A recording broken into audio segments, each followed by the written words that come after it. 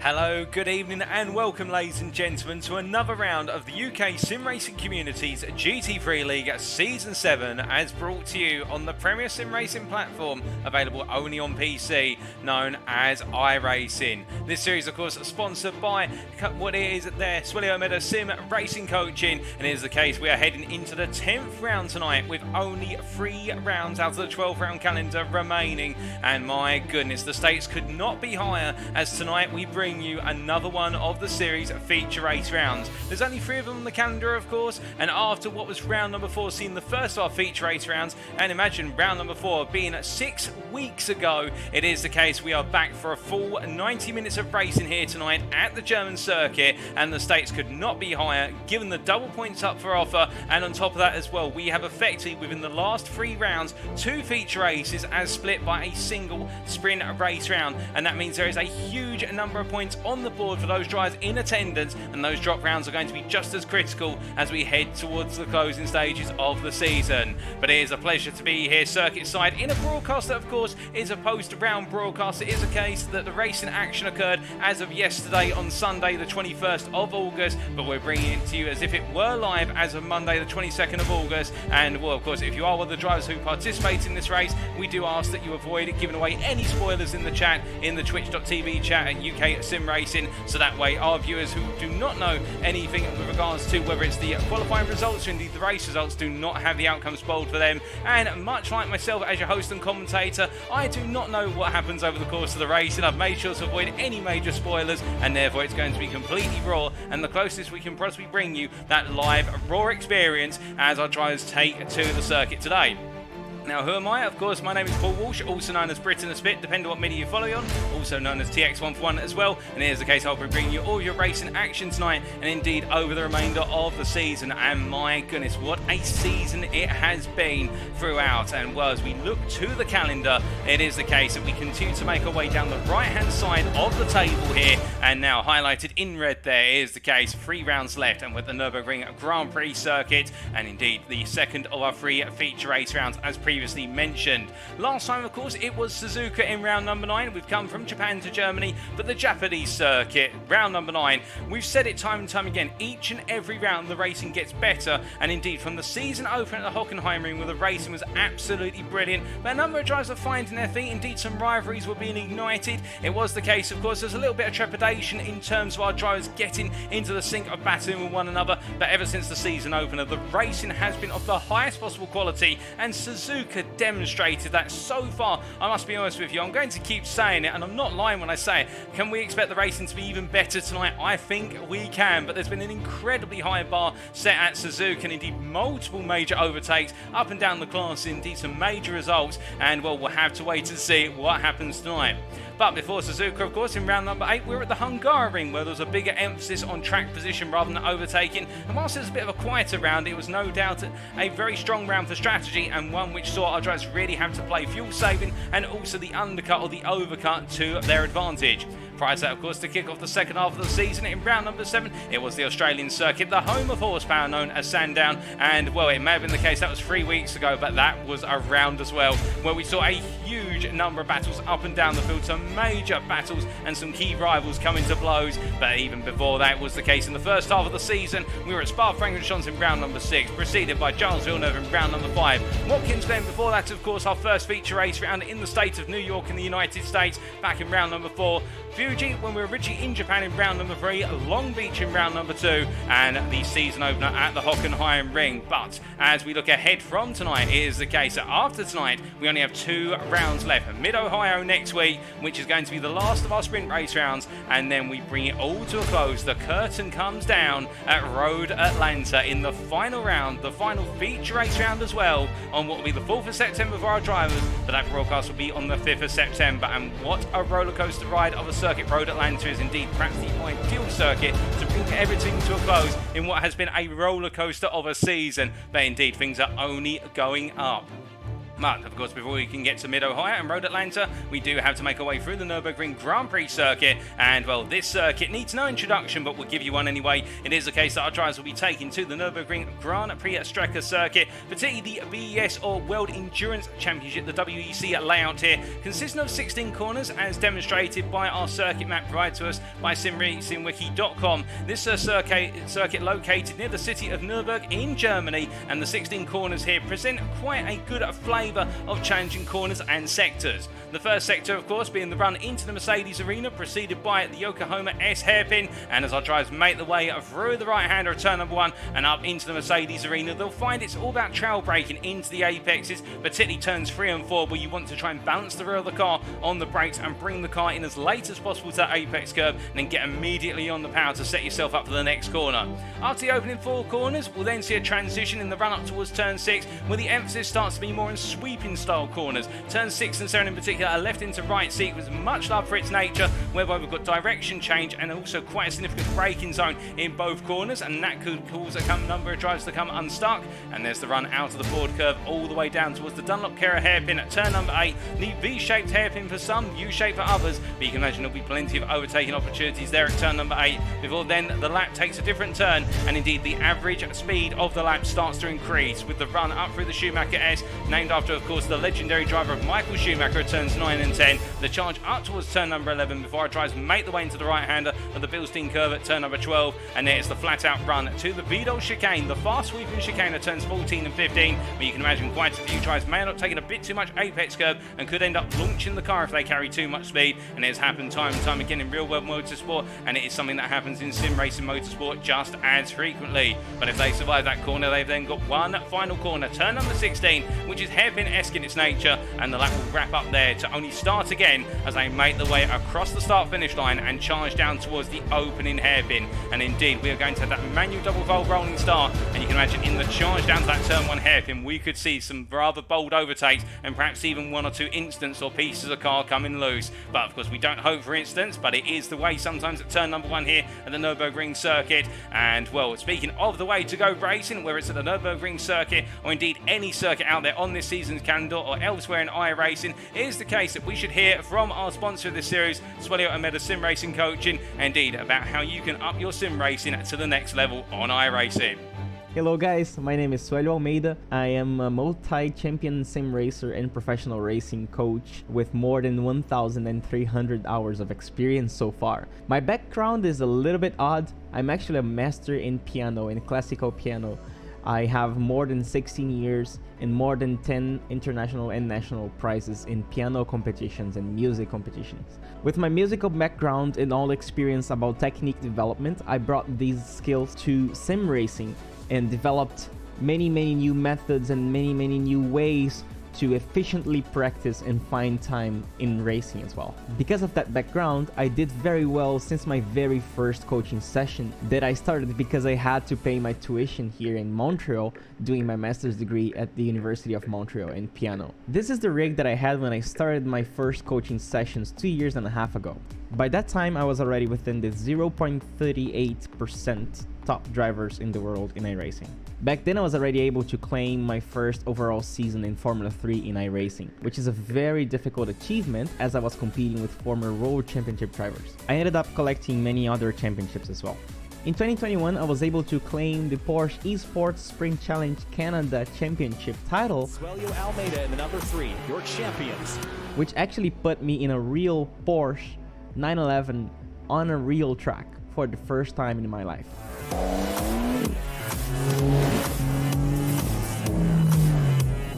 And the key for that, guys, was proper practice, efficient practice. I really used my hours to always learn something new. Every time I was going to practice, I was really looking for new information, external information, opinions from teammates, from friends. I did coaching sessions. I really researched. I read books about setups. I read articles, videos about racing techniques and how to develop them. And I really wanted to, always grow, never hit a plateau. I really wanted to always learn something. And nowadays, my passion is teaching. After having worked for more than 1,300 sessions, coaching sessions, each session being 1 hour, and seeing all the development on students going from 2,000 I rating to 5,000 I rating, and students who were having problems with anxiety or not being able to learn, not being able to improve, really conquering their races, getting their first wins, and really improving, and becoming more confident and happier. I really figured out that that was my fulfilling mission, you know. I really wanted to teach more, and I was gathering information. I was gathering and understanding the patterns of the technique and how we learn faster, how we develop our technique faster. I was even able to apply all that to my own technique. With my coaching sessions, I started learning how to coach myself, and that is what this course is about. So hearing from our sponsor there, Suelo Meda Sim Racing Coaching. And why should you listen to Suelo Meda, of course? Well, it is the case that he's a multi-champion in numerous overall official series and leagues on iRacing, including the 2021 Porsche Esports Sprint Challenge Calendar Series, and indeed a very fast driver, but also one looking to up his racing on every single round he participates in a given series. And indeed, with his help, you may be able to take your own racing to the next level, whether it's pace, consistency, or something in between. Indeed, there's something we can always refine, and Suelo Meda looking to help you refine your racing. And in terms of his contribution to the prize pool for this series, the winner of each class shall win a pass to Suelo's motor racing checklist course, a fundamental course if you're looking to make that major improvement and go to the next level. But indeed, as our drivers get ready to take their racing to the next level tonight, let's take a look at that schedule on our race. And it is the case that in times in British summertime, BST or UTC +1 will be getting underway with our qualifying session in just over 2 minutes time, and that will be with one of our drivers. It is the case, of course, we have the closed qualifying session where the circuit is isolated to each and every driver. They have their own instance of the circuit available to put in their best possible lap times over 4 flying laps, plus also the out lap. And then after that, it will be the case that once we've given you the ins and out of the Nürburgring WSBS Grand Prix circuit, it is the case we'll be going for the race. As approximately 8:10 this evening, we'll be going to the grid, counting down through the grid, and then we'll be waiting to go to the green for 90 minutes of race action. Indeed, it is the case. It is a feature race round, so our time duration for the race goes from 40 minutes to 90 minutes, and within that, we are expecting 2 pit stops rather than the standard one. And with 2 pit stops on the cards, of course, that only opens up the strategic stakes even more. Indeed, who will come out on top in terms of race pace, who will come out on top in terms of strategy, but who will be able to put the two together. And that is the ultimate craft, the ultimate wizardry, if you will, if you want to do well in these longer races. And speaking of somebody who will want to do well, it is the case our overall championship leader and also our platinum class championship leader, Jonathan Hitchin, here after what was an uphill battle versus Sam Congreve at Suzuka, not able to take the fight complete to Sam Congreve in the end, with Congreve pulling off the strategy. It was the case in the end, Hitchin finishing in P2 in the McLaren MP4 12C, but he's definitely looking to be the champion overall. In fact, going into this round, I do believe that if he pulls off a strong result today, he'll effectively be crowned our overall champion with 2 rounds to go, unless I'm mistaken on the drop scores.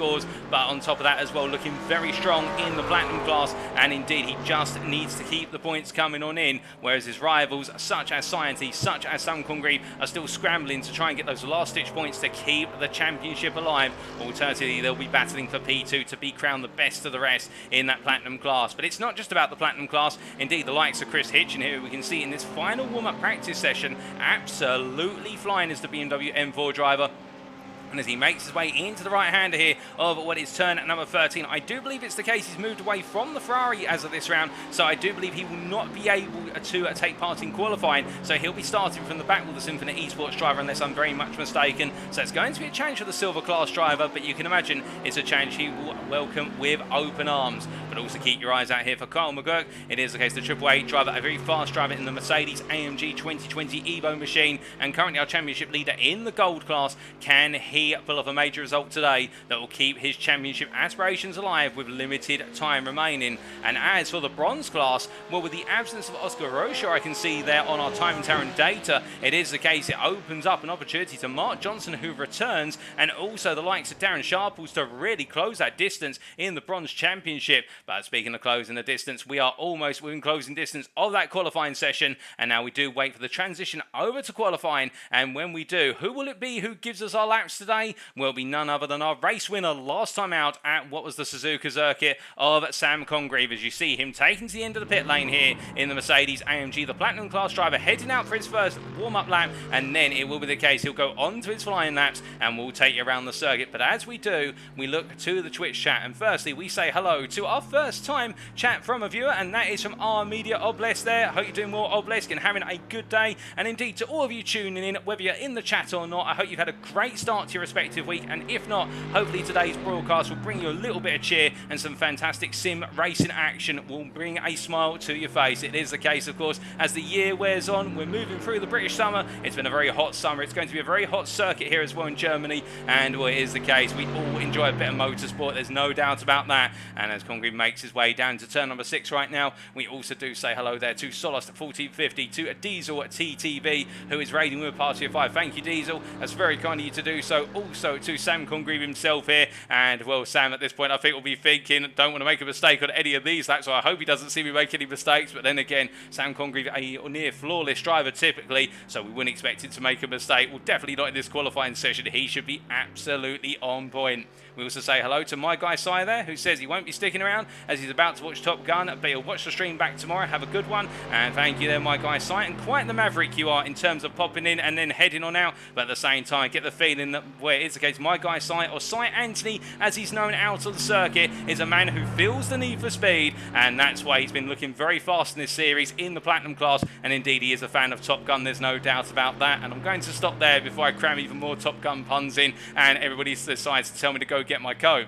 But we also say hello there to Hellcat UK, and also to Jonathan Hitchin, to Matrix4701, to Budget Racing Noob. Well, it is the case, you may be racing on a budget, by no means are you a noob, but if that's what you want to refer to yourself as, that's fair play, or it may just be the username you've gone with. But regardless here, indeed at UK Sim Racing, if you're tuning in and thinking about getting involved in a series like this, it is the case we do cater to everyone of all different skill levels, whether you are quote-unquote a noob or a professional esports driver or somewhere in between. And as we do see Sam Congreve making his way out of the final corner, we ride on board for his first flying lap of this qualifying session and take you around the Nürburgring Grand Prix circuit. So then charging down towards turn number 1 here, we clear the screen and keep the track map on for you, and braking at that 50-metre board there as late as he possibly can. In fact, about 75 metres, but using the 50 as his gauge, and coming out to the hairpin, moving over to the right-hand side now for the entry into turn number 2, and in second gear here, rolling the car through the apex and stamping on the throttle, using the exit curve in there to run the car wide before trail braking his way down to second gear for turn number 3, and then bringing the car to left before snapping it to the right in turn 4, clutching over the apex curve of 4 and through the kink of 5 now as he makes his way down towards turn number 6. That's the Mercedes Arena complete, and now braking into turn number 6, using the end of the escape road entry point there as his brake marker before bringing the car into the middle of the road for turn 7, down to second gear once again. A lot of second gear corners to begin with, but now the circuit begins to open up as he charges down towards the turn 8 hairpin, in towards the Dunlop Karen as he heads to the brake marker, looking for his marker on the left hand side, the start of the entry curve on his left, coming all the way down to second gear and using the V-shape approach there, going for the double apex, which is the common technique, and now making his way up towards the Schumacher S. Does he lift?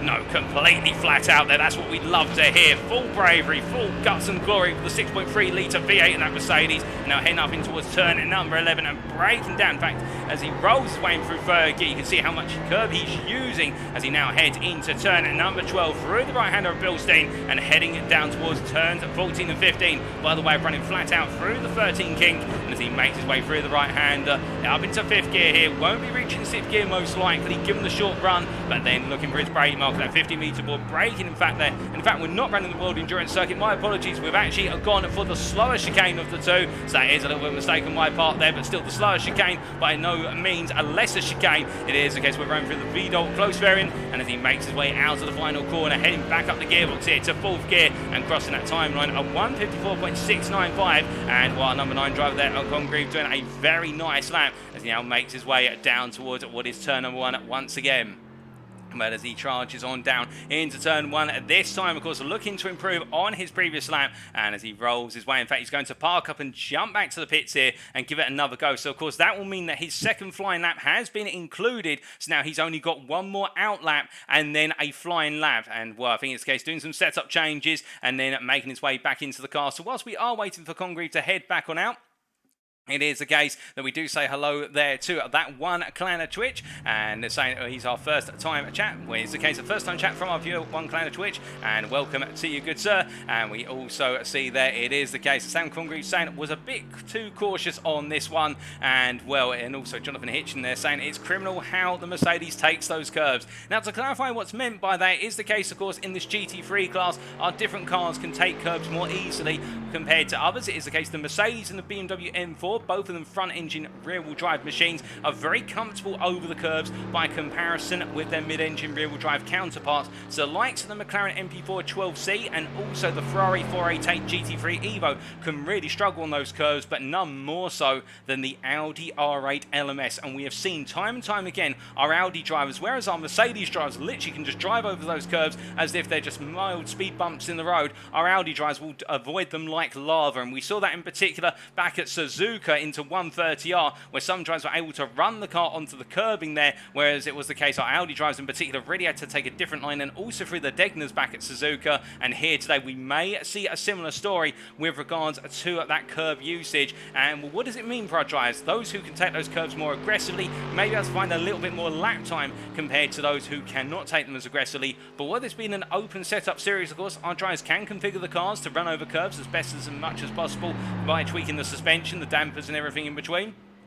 But as we do see here, Congreve build himself up for another flying lap, and what will be his final flying lap of this qualifying session, heading out of what was there at turn number 12. It is the case as he builds his way on up here. It is the case that he'll be now looking to try and improve on what was a good lap, to be fair. But indeed, he feels like he's taking a bit conservatively in this one, and hopefully he'll be able to find a little bit more lap time out there to get himself the best possible position out on the grid. And of course, the thing, when the session is like this, we will not know what the grid looks like until we transition over to the grid. So therefore, we don't have all the data available until the very last moment, whereas Congreve, of course, at this point may have had some of that data available to give an idea of how he's performing in qualifying.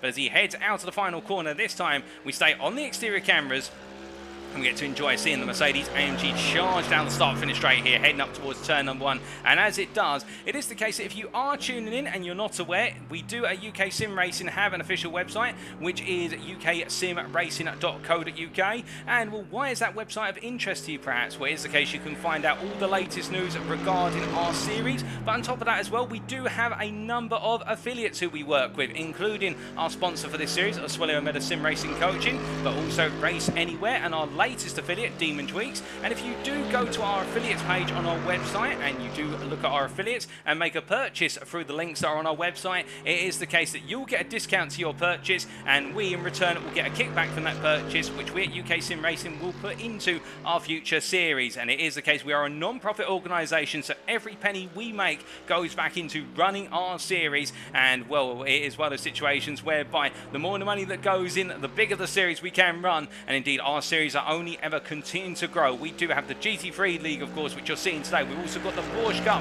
and a number of other series in between. UK Sim Racing continue to grow in 2022, and you can imagine we're looking forward to growing even more later on this year and going into 2023. And speaking of growing, Sam Congreve's lap right now, the first two subsectors have definitely grown in terms of personal improvement. Both green there, as you can see in the bottom left-hand corner of your screen. And as he makes his way up towards turn number 13 here, didn't quite improve in subsector 3, a very tricky subsector to improve in, to be fair, given the Dunlop Carrera hairpin. But as he makes his way up into his turns at 14 and 15 here into the slow version of the Vidal chicane, it is the case taking that and improving, but he's got it a bit wrong there and decides to back on out, and that will be Sam Congreve's qualifying session done and dusted. It is the case he will not be taken to the circuit again, because that was effectively, unless I'm mistaken, his final flying laps. He's going to make his way out there to get a bit more practice in, but that will be qualifying complete for the Platinum Class driver. And well, it is the case as he makes his way around here just to get a little bit more practice in. We do now take a brief pause, ladies and gentlemen, as we transition to the formation of the grid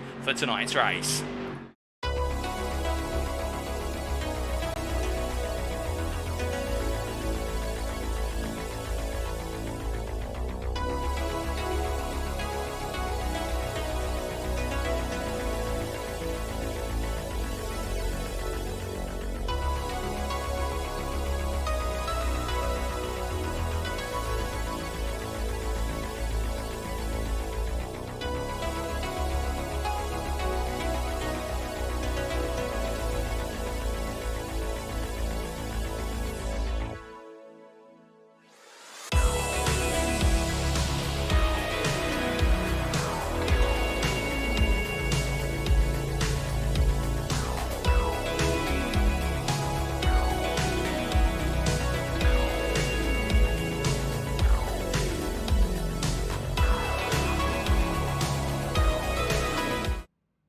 do get ready to go racing, let's take you through that grid for round number 10 of the GT3 League Season 7. And, well, it is the case. Line up on pole position in the end. We're 153.782. Cy Anthony there from Symphony Esports, joined on that front row by Jonathan Hitchin. And Cy Anthony literally out qualifying the field there by 0.6 of a second. If that timing is correct, that is sensational, the gap between the two of them. Sam Congreve in P3 in the end, qualifying on the second row. And it has been confirmed, in fact, he did have one more lap. He's informed me in the Twitch chat, and we cut away from that. I do apologise, Sam, but it is the case. Line up P3 there, and Sam Sherwood, the silver class driver, line up on that second row in P4. Well, Sherwood, he may be a silver driver going into tonight, but I can imagine the stewards will be looking at that and thinking he's not going to be a silver driver for much longer if he's shown that much pace. But pole position there for the silver class from Sam Sherwood in P4. Martin Till in P5, pole position in the gold class with Daniel Thomas alongside him. A newcomer to the series from Morello Racing, and also Muriel.io Racing, I should say. They're missing out the bit of punctuation, but Daniel Thomas line up on that third row with Calvin Chu return to the series and line up P7, joined by Darryl Norquette on the fourth row, then Nathan Foster and Ryan Davies on the fifth row there, P9, P10, followed by the gold drivers of Josh Wiggins and Stuart Brown. They complete your top 12. Behind them on row number 7, we have Phil Diaz and Tyson Belenda there. They line up P13, P14 with Alan Levitt and David Larson P15, P16. Rob Armstrong in P17 is joined on the 9th row by Austin William Campbell, having a difficult qualifying session there, Austin William Campbell. Bit hit and miss, it would seem, with Billy Bob Ray there, line up P19, starting off our 10th row for TGC Racing, joined by his teammate Ryan Williams in P20.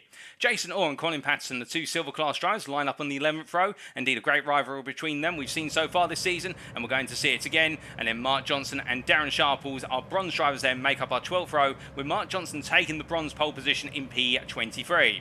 Behind them, it then will be a Christian Clark who lines up P25, joined by his bronze rival, James Connolly. And then we have Andrew Murray and Dave Flanagan, P27, P28. Behind them, we have Carl McGurk and what is there, Chris Hitchin. They line up on your 15th row.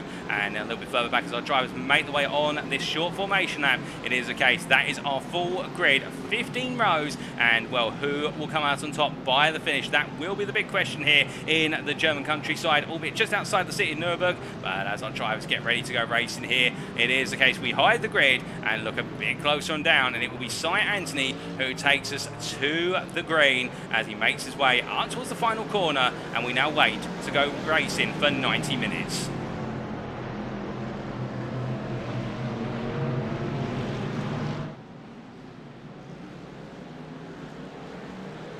And it's lights out and away we go here. Cy Anthony immediately puts the throttle down as they head to the timeline and gets a good start. And meanwhile, Jonathan Hitchin caught a little bit napping there as they make their way down to turn number 1 as they come onto the brakes. Sam Congreve up the inside here. Does he go for the move? No, he gets out broken into turn 1. I think playing it a little bit safe there. A bit further back, we can see how everyone concertina through the opening hairpin as they roll their way through turn 1 and up into the Mercedes arena for the first time of asking. But the good news is everybody has made it on through. And remembering that Chris Hitchin, of course, started from the back of the field with that car change, meaning he could not take part in qualifying, not gain any places straight away. But Calvin Chu, meanwhile, as they exit turn 4 and head down towards turn number 6, it is the case the gold driver here under pressure from Nathan Foster as they battle their way behind Daniel Thomas up into turn number 6. And the newcomer Daniel Thomas got some pressure early as the platinum driver from Calvin Chu as they roll the way through turn 6 and 7. But Chu clears his way past Foster as we see there. It's the case that Nathan Foster, oh goodness me, and it looks like there's been a bit of contact there. Now who's that with? It is the case we see Rob Armstrong coming on through, and in front Austin William Campbell. We had a bit of a bad qualifying session, but Campbell's already gained 4 places since the start of this race. The platinum driver is not flinching as we see a bit of a flinch there from Sherwood,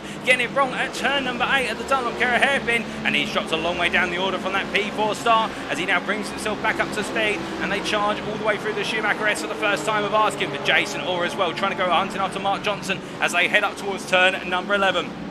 As they come charging into the braking zone here for the first time of asking, we can see behind it is the case that James Connolly, oh goodness me, and that is multiple contact there between Sharples and what was, I believe, unless I'm mistaken, Christian Clark involved in that contact. I'm not sure if there was also contact to James Connolly's car, but it was the case they went 3 wide into a corner where it's 2 wide at best, and 2 of them have fallen by the wayside. But meanwhile, we look from towards the back of the field to the front of the field, and after 1 lap, it is Cy Anthony who leads, going on to lap number 2, ahead of Jonathan Hitchin in P2, Sam Congreve P3, Martin Tilling getting a brilliant start, the gold driver, he's running P4 and he's the leader of the gold class. Darryl Norquette P5, Daniel Thomas P6, Calvin Chu in P7, holding at bay, Joshua Wiggins here in P8, Ryan Davis P9, and then we've got Phil Diaz P10, and then Alan Lever bets the rest in P11 as they come down towards turn 1 for the second time of asking. A bit further back, however, you can see Sam Sherwood here literally got the bit between his teeth, and you can understand why. Imagine the fact he qualified P4, and then on the opening lap he's chucked it all away and dropped down the order. Right now he'll be driving to redeem himself as he makes his way past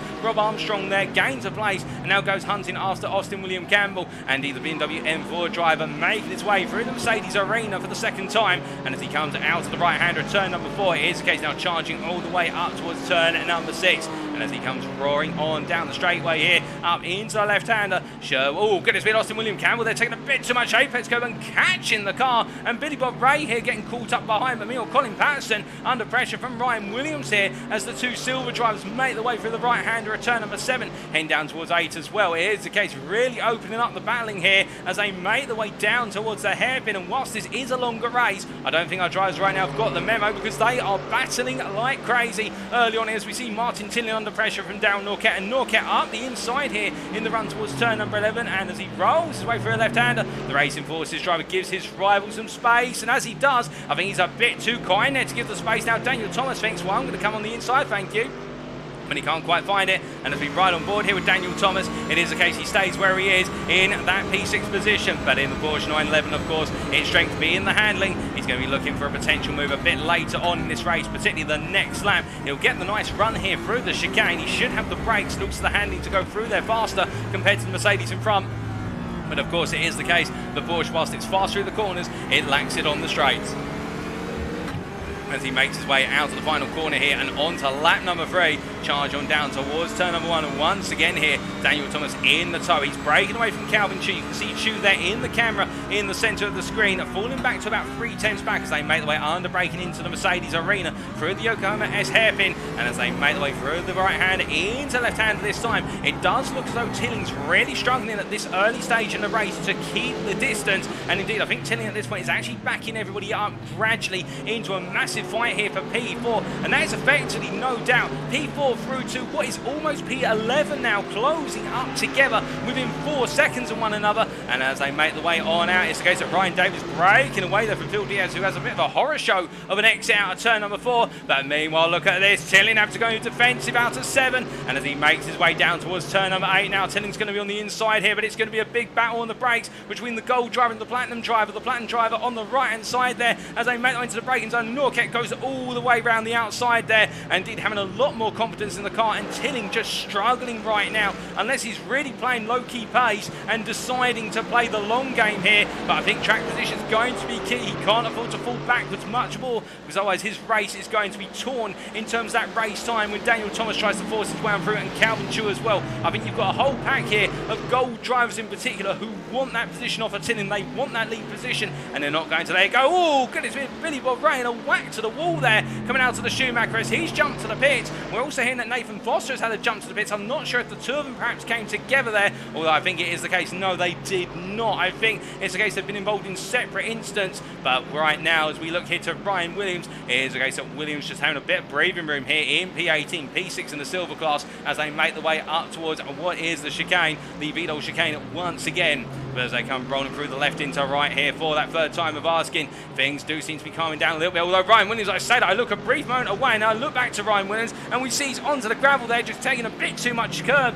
on the second part of Vidal and gets it wrong, and Ryan Williams losing a plethora of places as he now brings himself back up to speed. But as he comes charging out to turn number 16 and heads down towards number 1, it will be the case. He knows there's a lot of time to go and still a lot of work on the table should he put the effort in. Indeed, he will put that effort in, there's no doubt about that. Speaking of putting effort in here, David Flanagan defending versus Carl McGurk, and McGurk having a difficult start to his race. As we see there in the rear of the picture, Chris Hitchin going very deep, and I think trying to replicate what is known as the 24-hour chicane, where they don't go through the Mercedes arena necessarily, but it is the case that's of course barred off. We are running the full Mercedes arena here, and Hitchin bringing it back to terms with the circuit. Meanwhile, a bit further up, we can see Tyson Belenda here battling with Sherwood coming into turn 6 and 7. The two of them side by side, rolling through 6 and 7. That's Valenda on the inside to the run to turn number 8. Sherwood on the right here, and behind you can see how Armstrong when you get in the mix, and Armstrong's not going to try and go around the outside here of Valenda, surely. I think Armstrong, whilst he's your championship leader in the silver class, I think he knows it's not worth risking it this early, unless Valenda's had a horror show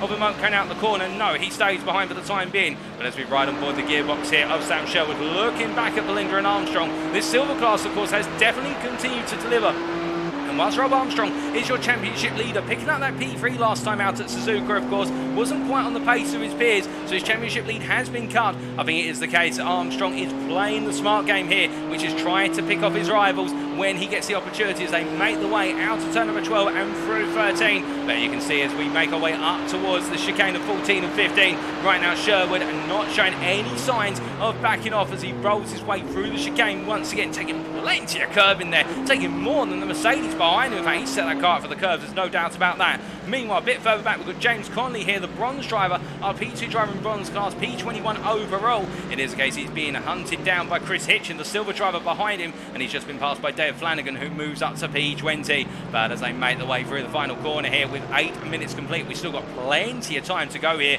at the Nürburgring. Indeed, we're not even 10 minutes in, but plenty of battles so far. And looking for a battle which is further down the order, the one that's right at the front of the order, you can see here as they make the way out of the Mercedes Arena once again, Cy Anthony, the Symphony Esports driver from Wales, leading at this time. But look who's hugging his rear end. It is Jonathan Hitchin. And well, it is the case that Hitchin in these races has a habit of staying right behind the Mercedes drivers in that battle for the lead and not letting them be able to fuel save or back the wick off whatsoever. And Hitchin by comparison can lift and coast into those heavy braking zones. That is his overall approach, to try and just simply shorten the amount of time he has to spend in the pits. And with there being 2 pit stops on the cards, every second he can save in terms of that pit time is going to be invaluable here today. It is quite a short pit lane by comparison with some of the pit lanes that we do have on the calendar, but by no means do you want to spend any more time in the pits than absolutely necessary. And indeed, Hitchin is the master of knowing all about that as he rolls his way through at turn number 11 and into 12 here. But this top 2 staying as they were for the time being as they roll their way through turn number 12.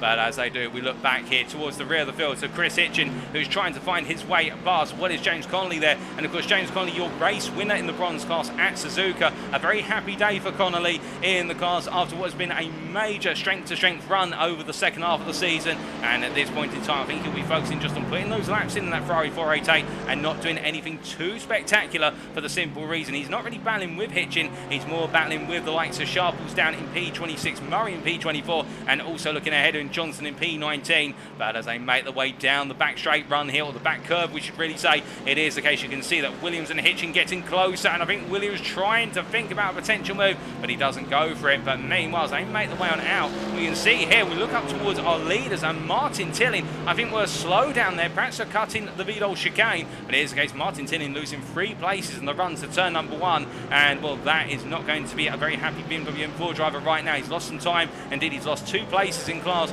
to Wiggins and Chu in particular, the 2 drivers he does not want to be behind. Of course, if you're running against your class rivals, you want to be the leader of them, because at the end of the day, track position can be key, and track position quite important here. There's overtaking possible, but indeed we've already seen how those battles have to be very firm in terms of the overtakes if you want to make the move.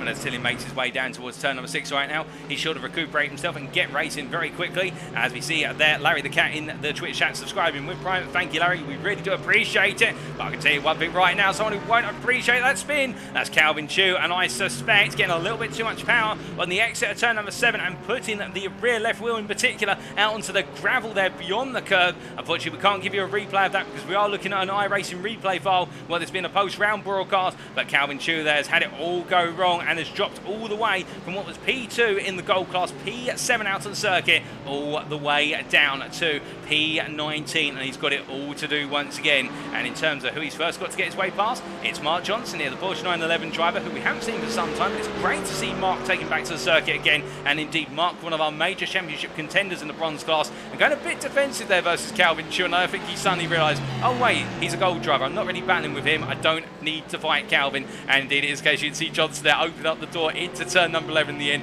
after making a bit of a hurried defence and then realising it's not the driver he needs to battle with. But as he makes his way through 13, he'll take that toe up towards turn 14. He will really appreciate that, there's no doubt about it. But as he makes his way up into the braking zone here, we do a look from our bronze driver to one of our leading gold drivers here, and that's Phil Diaz running in P4 in the gold class, P9 overall.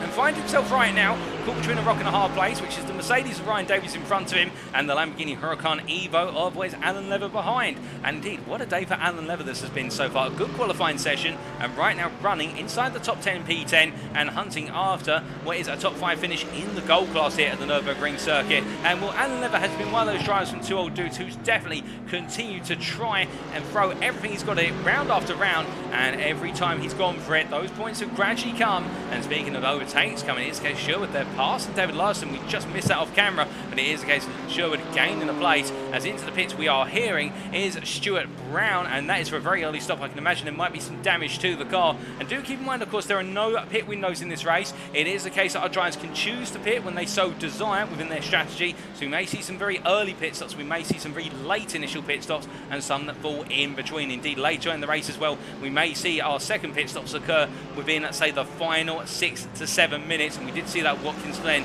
some drivers decide to opt to leave that second pit stop to so late in the day, but whether it works here today or not, it will be the case that time will tell. But as Sherwood brings himself up to speed here, leading the silver class, having made his way past Lawson, and you can see David Lawson here. It is the case that the 306 driver charging on through the left-hander of turn number 11. We do look from him back up to what is our leader of the gold class of Josh Wiggins here, and well, Wiggins is not in a comfortable place right now. It is the case that he does have Ryan Davies behind him and also Martin Tillin behind him, but Tillin's the bigger pressure here as they make the way through turn number 14 and 15, and as they head up towards the right-hander of turn number 16 at this point, Wiggins from the RD Sim Sport Mercedes will be worrying, I think, about that pressure that's starting to build behind. And indeed, Tillin, of course, looking to get back into the lead of the gold class after that moment earlier on.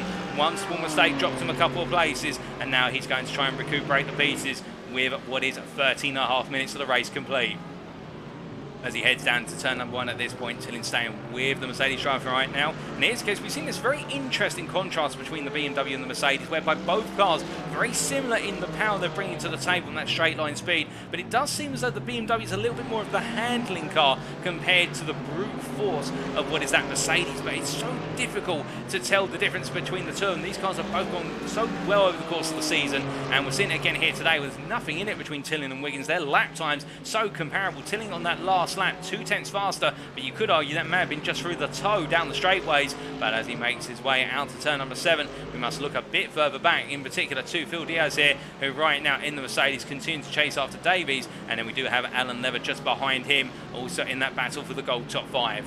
But as we look from them to even further down the order, we can tell you that Mark Johnson recently has had a bit of a moment on circuit, and that's actually brought everybody behind him together here, and in particular James Connolly right now, running P21. Behind the bronze leader here is the second place bronze driver, and as they make the way up in towards the hairpin this time, Ryan Williams. Well, I think patience is running out if you're in Ryan Williams' car, the TUC Racing driver. To be fair, he's being very respectful, but I get that feeling based on the body language, the way he's driving, he wants to get this move done, and I wondered if Connolly's letting him have the inside into the Schumacher S. Well, Connolly, if he's letting him go, goodness me, what was going to say, I'm not sure if he was letting him go, what was happening there, but the two of them have come together, and that is going to release a number of drivers behind, and well, Mark Johnson is going to be given a lot of breathing room, but that was a major amount as Williams is to the pits, he's jumped to the pits, and I think James Connolly has spun the car around and decided to get back on circuit, but that was very unfortunate between the pair of them and Calvin Chu. Meanwhile, under pressure here from Jason Orr, and I think in fact he may have just found his way past Jason Orr as they make the way out of the chicane and heading up towards the final corner. But indeed, a bit more drama there, and we're about to say it was the case that if Connolly just simply let Williams go, then Williams been able to navigate his way on through, then it could have been Williams who put a dent into what was Johnson's lead in that bronze class, but it wasn't to be. Indeed, the story has played a very different tale, but as they make the way on to another lap here, our drivers, it is the case we look a bit further back here to Carl McGurk, who really has had a difficult race so far and is continuing to try and chase down Hitchin as he makes his way up towards turn number 1. But as they go into the braking zone, no way this time. I think Carl McGurk at this point, I think just trying to settle into a bit of a rhythm here, stabilise the race and then go hunting. Of course, he is our Gold Championship leader, and well, right now he does need to try and get a few more points on the board He wants to gain a few more places because at the end of the day, every point he has now could benefit him in the long run. And speaking of being benefited in the long run, here's Colin Patterson trying to benefit himself by taking P16 of a Calvin Chu into turn 6, but Chu will have the return to the inside into 7. And as they make their way through, here comes Jason Orr, who we ride on board with. And Jason Orr at this point salivating at the prospect of getting into the fight for what is essentially the silver 5th place as they make their way down towards turn number 8. And as they go into the braking zone, you could see there Patterson going very deep on the brakes and Jason Orr just trying to get a bit closer as they make their way on out. But indeed, now as they make their way up towards the Schumacher crest, all line astern here in the toe of one another, it will be the case that Jason Orr's pace advantage will be neutralised. But to be fair, Jason Orr, they're losing quite a bit of speed in the run up towards turn number 11. And as they roll the way through, it looks like this battle has calmed down for a brief moment. But speaking of battles that are building, it is the case that Martin Tinlin has just taken the lead of the Gold Class past Joshua Wiggins in the run to Vidal. It is the case the pass was made in the run out of turn number 12. And well, Wiggins now tucking in behind here. Can he try and get the return move in the run towards turn number 1? Well, I think it's not going to be the case at this point because unless Wiggins can absolutely close the delta in the run down this start-finish straight, it's a good run, but it's not a huge run. As we hear that Nathan Foster has jumped to the pits, it is the case. I think Wiggins is going to have to settle for that P2 for the time being. As they make their way down the braking zone here for turn number 1, it is the case we look from them to a bit further back once again. And in particular, we were talking a little bit earlier about Carl McGirt and Chris Hitchin, and here they are once again now. And that is Mark Johnson, the leader of this trio. The bronze leader, who is under a lot of pressure. You can see Chris Hitchin there flashing his lights. I think trying to get the message through to Mark Johnson, which is just let me go. I'm not in your class. We don't need to battle for this. And I think Hitchin may be aware of the fact what happened only moments ago between Connolly and what was at the time, I believe it was Williams, the two of them coming together, and indeed Johnson there leaving the space for both McGirt and Hitchin to go on through. Johnson playing this one very smart, and indeed we talked about in the first half of the season in particular the curse of the lead of the bronze class, whereby whoever was leading the race up to the final 5 minutes would seem to be cursed and be involved in a major incident, whether it was of their own doing or alternatively just of somebody else's doing or something far-fetched in between. But Mark Johnson definitely putting out the word there, which is I'm not going to fight unless I have to in my own class, and a very smart move there from Mark Johnson. He's lost a place down to P22, but in return he's gained a lot of track space and a lot of comfort out on circuit, which is what he needs. But meanwhile, speaking of comfort, it is the case Phil Diaz will have none of that, for as he finds himself in that ever-closing battle between himself, Davies in front and Alan Lever behind. We've now got Sherwood and Larson in the silver class closed up behind this battle for P8 over out on the circuit, and overall that is. And as they make the way up towards turn number 14, it is the case rolling the way up into the braking zone here, and Ryan Davies, well, in a car that's actually a bit mangled unless I'm mistaken. I think Ryan Davies has been in the wars because that is not normally how the front end of a Mercedes should look. If we look at that front right hand side from our camera's perspective, from the driver's perspective, the left hand side, there's definitely been a bit of a crunch moment there on the car. Now whether that's been with another driver, we'd have to suspect so, of course, but that Mercedes is definitely looking wounded, and well, are those wounds going to take their toll down on the straightaways as he makes his way down towards a turn number 1? Well, not right now. If anything, it seems though Davies has turned on the turbo button here and run away with proceedings in the run to 1 because Phil Diaz just not close enough, and of course could be running a little bit more downforce Diaz compared to Davies. And well, as they make the way through the Mercedes arena this time, that's the downside, of course, of running more rear wing by comparison with your rivals. You gain in the corners, you gain a lot of stability, but in return you lose the ability to build up speed on the straights. And when the straights here being relatively short compared to other circuits, is the case, that lack of top speed can come back to hurt with you when you're trying to chase down a position. But as Diaz here rolls his way into turn number 6 and back into 7, it is the case that Alan Lever really trying to go on the offensive, and you can see how Alan Lever here really coming alive. I think he's enjoying this race. He does look very comfortable in that Lamborghini right now as he goes hunting after Diaz. He's got to worry about Sherwood behind, but this is the strongest we've seen from Alan Lever over the last couple of rounds. He's really been building up. We saw it back at the Hungaroring, we saw it last time at Suzuka, albeit Suzuka in the end just finishing within the top 20. Wasn't quite his race, but he was out there really putting in those laps. And again here today, he really is coming alive. But speaking of coming alive, he's going to have to go slightly defensive there versus Sherwood into turn number 11. I think he's worried about the fact that Sherwood may get into this fight and cause a bit of an upset in terms of his rhythm. And as they make the way down through turn number 12 through Bilstein and head up towards Vidal, now it is the case that Sherwood is looking very menacing on corner exit here. And I think Lever's got to make a decision. Is he going to defend it hard and cost himself the gap to Diaz, or will it be the case that he will just simply let Sherwood go? Well, this time Sherwood backs out. He doesn't look to the inside then. Lever does not defend. I think it's a 50-50 situation here. I think Sam Sherwood as well, respect to the fact that the drivers in front of him are the gold drivers, but I wonder how long it'll be before Sherwood starts to worry about the fact that David Larson in the Ghostbusters 488 Evo here will be staying with him, and that Ferrari driver is not going to hesitate. If he sees an opportunity for a move, he'll pull the trigger on it and go for it as they make their way down the start-finish straight and heading up towards turn number 1. And Sherwood looks to the inside here on Lever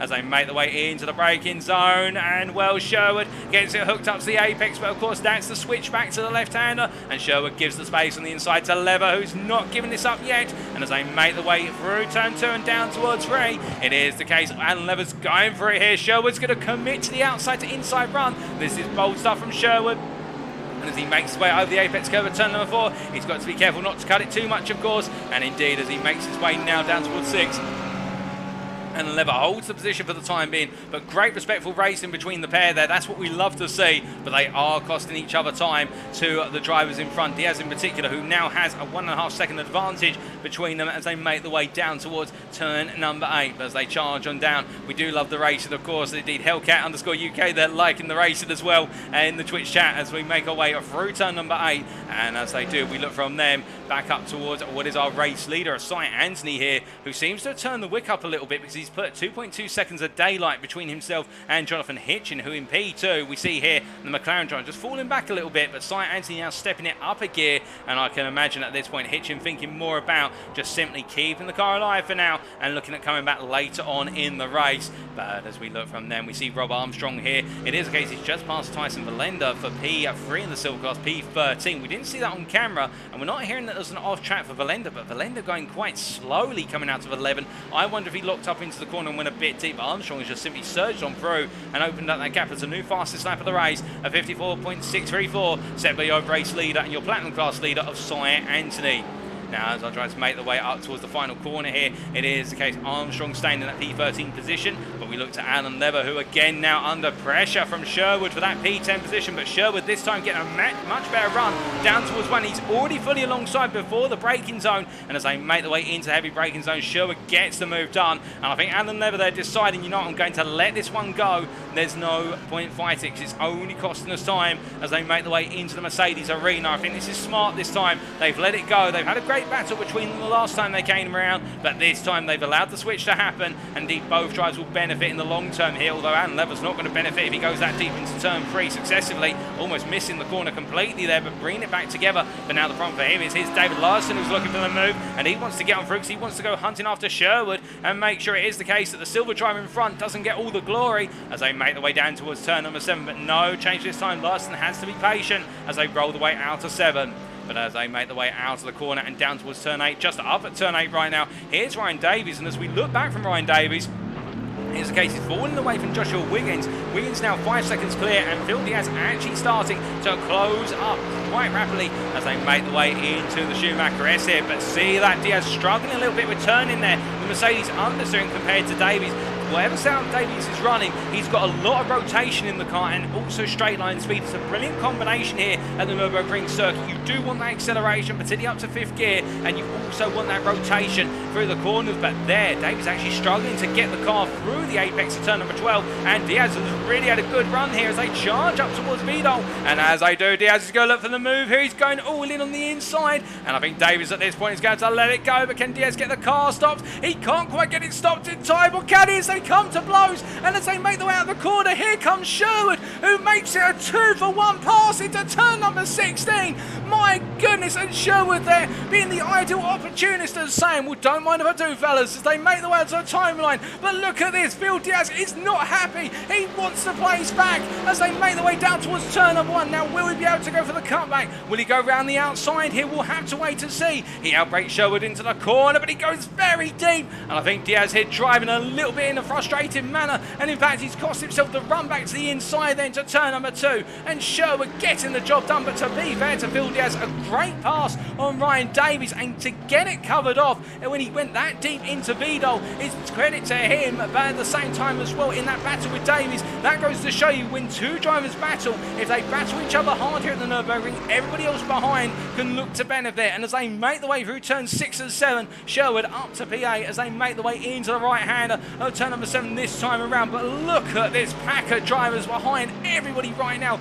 Really looking feisty here in this feature race as they make the way down towards turn number 8. This is the battle from P12 all the way up to P8. 5 drivers in the mix, and then we've got Rob Armstrong here who's saying that looks interesting up in front. I'm going to keep my eyes on it. Indeed, he's only a couple of seconds back right now, 2 seconds to be precise. And as they make the way up into the Schumacher S, he'll be thinking about this in the long term as they roll the way on through the very fast left into right sequence. As they make the way up towards turn number 11 at this point. Of course, Tyson Valenda also staying within arm's reach of Armstrong. These two, of course, championship rivals. Armstrong the leader in the championship, Valenda up there in the top 3. And as they make the way through the right-hander at turn number 12, you can imagine this is the calm before the storm. If Valenda can get close, he'll go back on the offensive as they make the way up towards Vidal this time around. But further back, Jason Orr here at the head of the trio of what is Orr, Hitchin and McGurk for P19. And the silver driver here trying to hold off Chris Hitchin for P6 in the silver class.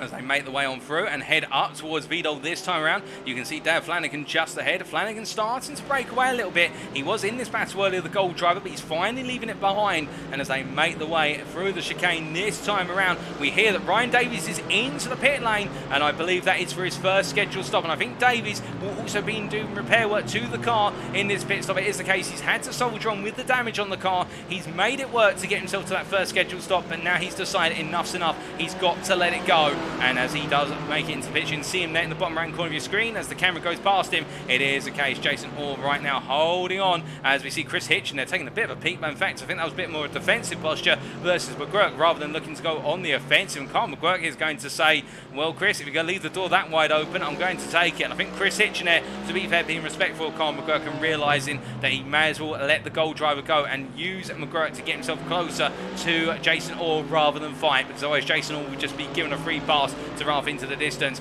But as they make the way out of the arena, it is the case we look up to here. What is Austin William Campbell in P14? He's recently made his way past Calvin Chu, and Calvin Chu tucked him behind right now. As Holden, we've got to cut away briefly. That's Phil Diaz parked there on what was the turn 8 hairpin, and he gets it turned back around. Now the 997 driver there, he wasn't off track. I wonder whether he's either over-rotated at the hairpin or his own volition. Alternatively, he's been a little bit of a contact. We're not going to make accusations, but Phil Diaz has been involved in some sort of incident at the hairpin, and that has cost him multiple places. Meanwhile, Calvin Chu here all over the back of the platinum driver of Austin William Campbell, and as the gold driver tries to go on the offensive, they stay as they are for the time being. But indeed, things starting to heat up once again as pit stop count is now starting to come on the horizon, and it is the case that we are almost at the 30-minute mark of this 90-minute race, almost a third of the way, and those pit stops are looming, and we have only had 3 retirements out of our 30 starters so far. Ryan Williams, Nathan Foster and Billy Bob Ray. Billy Bob Ray, of course, having that major whack to the wall coming out of the Schumacher S earlier in the race.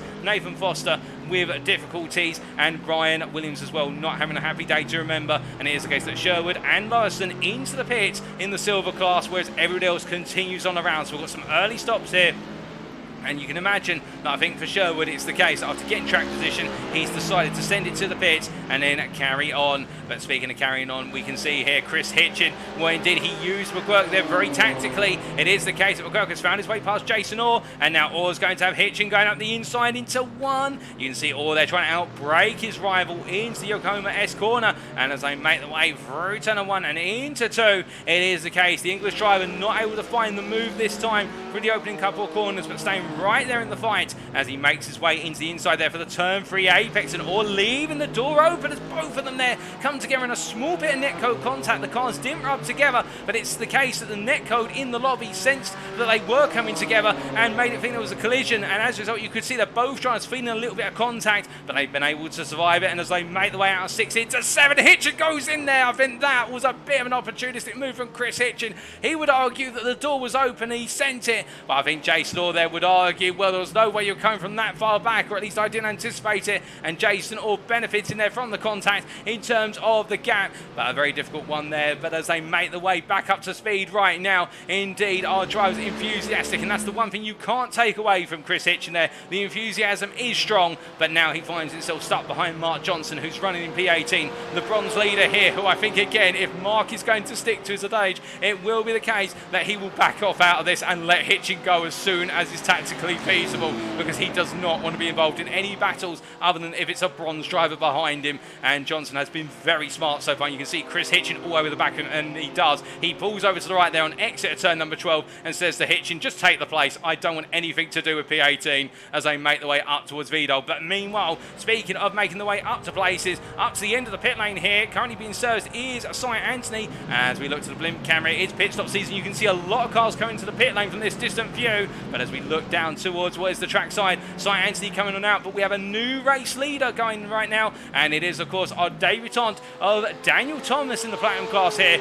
the Muriel.io racing driver, now leading this race, and indeed leading his first lap in a UK sim racing GT3 league season, as he makes his way there through turn number 7. But as he comes charging on through, it is the case that Daniel Thomas are looking good so far for a good result here today. But with all the pit stops happening, we are trying to keep tabs on who exactly is swapping places with whom here. We do have Valenda coming out, and it is the case he comes out just behind Armstrong, much like how they went into the pit lane, separated by only a second and a half as they make the way in towards the braking zone for turn number 1. But as they make the way through the right-hander and up into the Mercedes arena, no change there. Is there anything else in the cars? Well, Calvin Chu has taken this pit stop. He's come out behind Phil Diaz, and Diaz, of course, involved in that spin at turn number 8, and he hasn't actually lost too much time in the relative sense of things. And all of these pit stops are fuel stops that we're seeing based on the times that are afforded to me. Nobody has changed tyres in the pits, as I'm to understand it this time. I think the tyre change will come in what is the second pit stop, if there is going to be a tyre change. But as they make the way down, I think there is a tyre change on the cars. You can see here that Calvin Chu not thinking about tyres right now. He's thinking about gaining places and putting a lot of pressure on Diaz here. And he looks the inside, and Phil Diaz gives the space there. You could see that Calvin Chu was coming for it. And as they make the way out to 7 and down towards 8, it's going to be a drag race here. But Phil Diaz, of course, getting the wider run out to turn number 7, gets the greater exit speed by default. But as we make our way into turn number 8, you can see Chu there going all the way on the inside. And Diaz, to be fair, being mindful of the fact that Chu wasn't his inside. He didn't have to give it as much space there, but great respect being shown. He could have squeezed Chu a little bit, but I think he's thinking about the long game as well, because they've made their pit stops and now they really need to work together to close up to the rest of the gold class field up the road, given the fact they're running in what is effectively P6, P7 in the gold class right now, P16, P17. But as those pit stops continue, we know that Carl McGirt into the pit lane here on a recovery drive after a difficult start to his race, and right now as he makes his way to the pit box, it is the case we also have Austin William Campbell coming on in. But as they make the way on down the straight here, a number of our drivers, it is the case we do see Wiggins here making his way across that timeline, and as he does, he's still P2 in the gold class. But what is very telling here is the fact that Martin Tilling is running away at the front of the gold class here in P6. He has opened that gap up now to almost 5 seconds over Wiggins as he makes his way through the Mercedes arena. The man is showing no signs of slowing down right now as he makes his way through turn number 3, and as he rolls his way through 3 into 4, it is Tilling's race to lose, you would think at this time. Of course, we have to wait and see. We've got a long way to go, and we're not trying to put the commentator's curse on him, but he is definitely looking strong. Meanwhile, Carl McGirt makes his way out the pit lane and finds himself battling with David Flanagan here, and gains the place off of Flanagan through 1, and he shuts the door there very nicely into 2, and Carl McGirt gaining another position, and that pit stop has worked out for McGirt. Is the case he's now up to P18, that's P7 in the gold class. His next target is Colin Patterson, who we see there making his way through turn number 4, and then just a little bit further up the road, Phil Diaz. And that's going to give, I think, McGirt a bit of motivation in the fact that he's closing on that top 5 for the gold class little by little as he makes his way through turn 6 and into 7. And he's shown great pace here. And to give you an idea of his relative pace, he is lapping more towards the top end of what is our gold class field. As meanwhile, into the pits for his first pit stop is our race leader, Daniel Thomas. Of course, he'll relinquish the race lead back to Cy Anthony. But the Muriel.io racing driver here having put in a very solid stint and now looking to continue when he makes his way out of the pit lane. lane in due course. But here comes St. Anthony here, and we'll look at that gap between St. Anthony and Jonathan Hitchin. It is creeping in one direction, and that direction is outwards, not inwards. And now the gap is up to 3 seconds almost as Hitchin continues to keep Anthony with an eye shot. But I wonder how long it'll be before that gap starts to creep open a little bit more. Their relative laps, that last lap, Anthony taking another 2 tenths out of Hitchin and extending the gap as a result. As I butcher my words there in English, don't quote me on that English language there, that was very poor.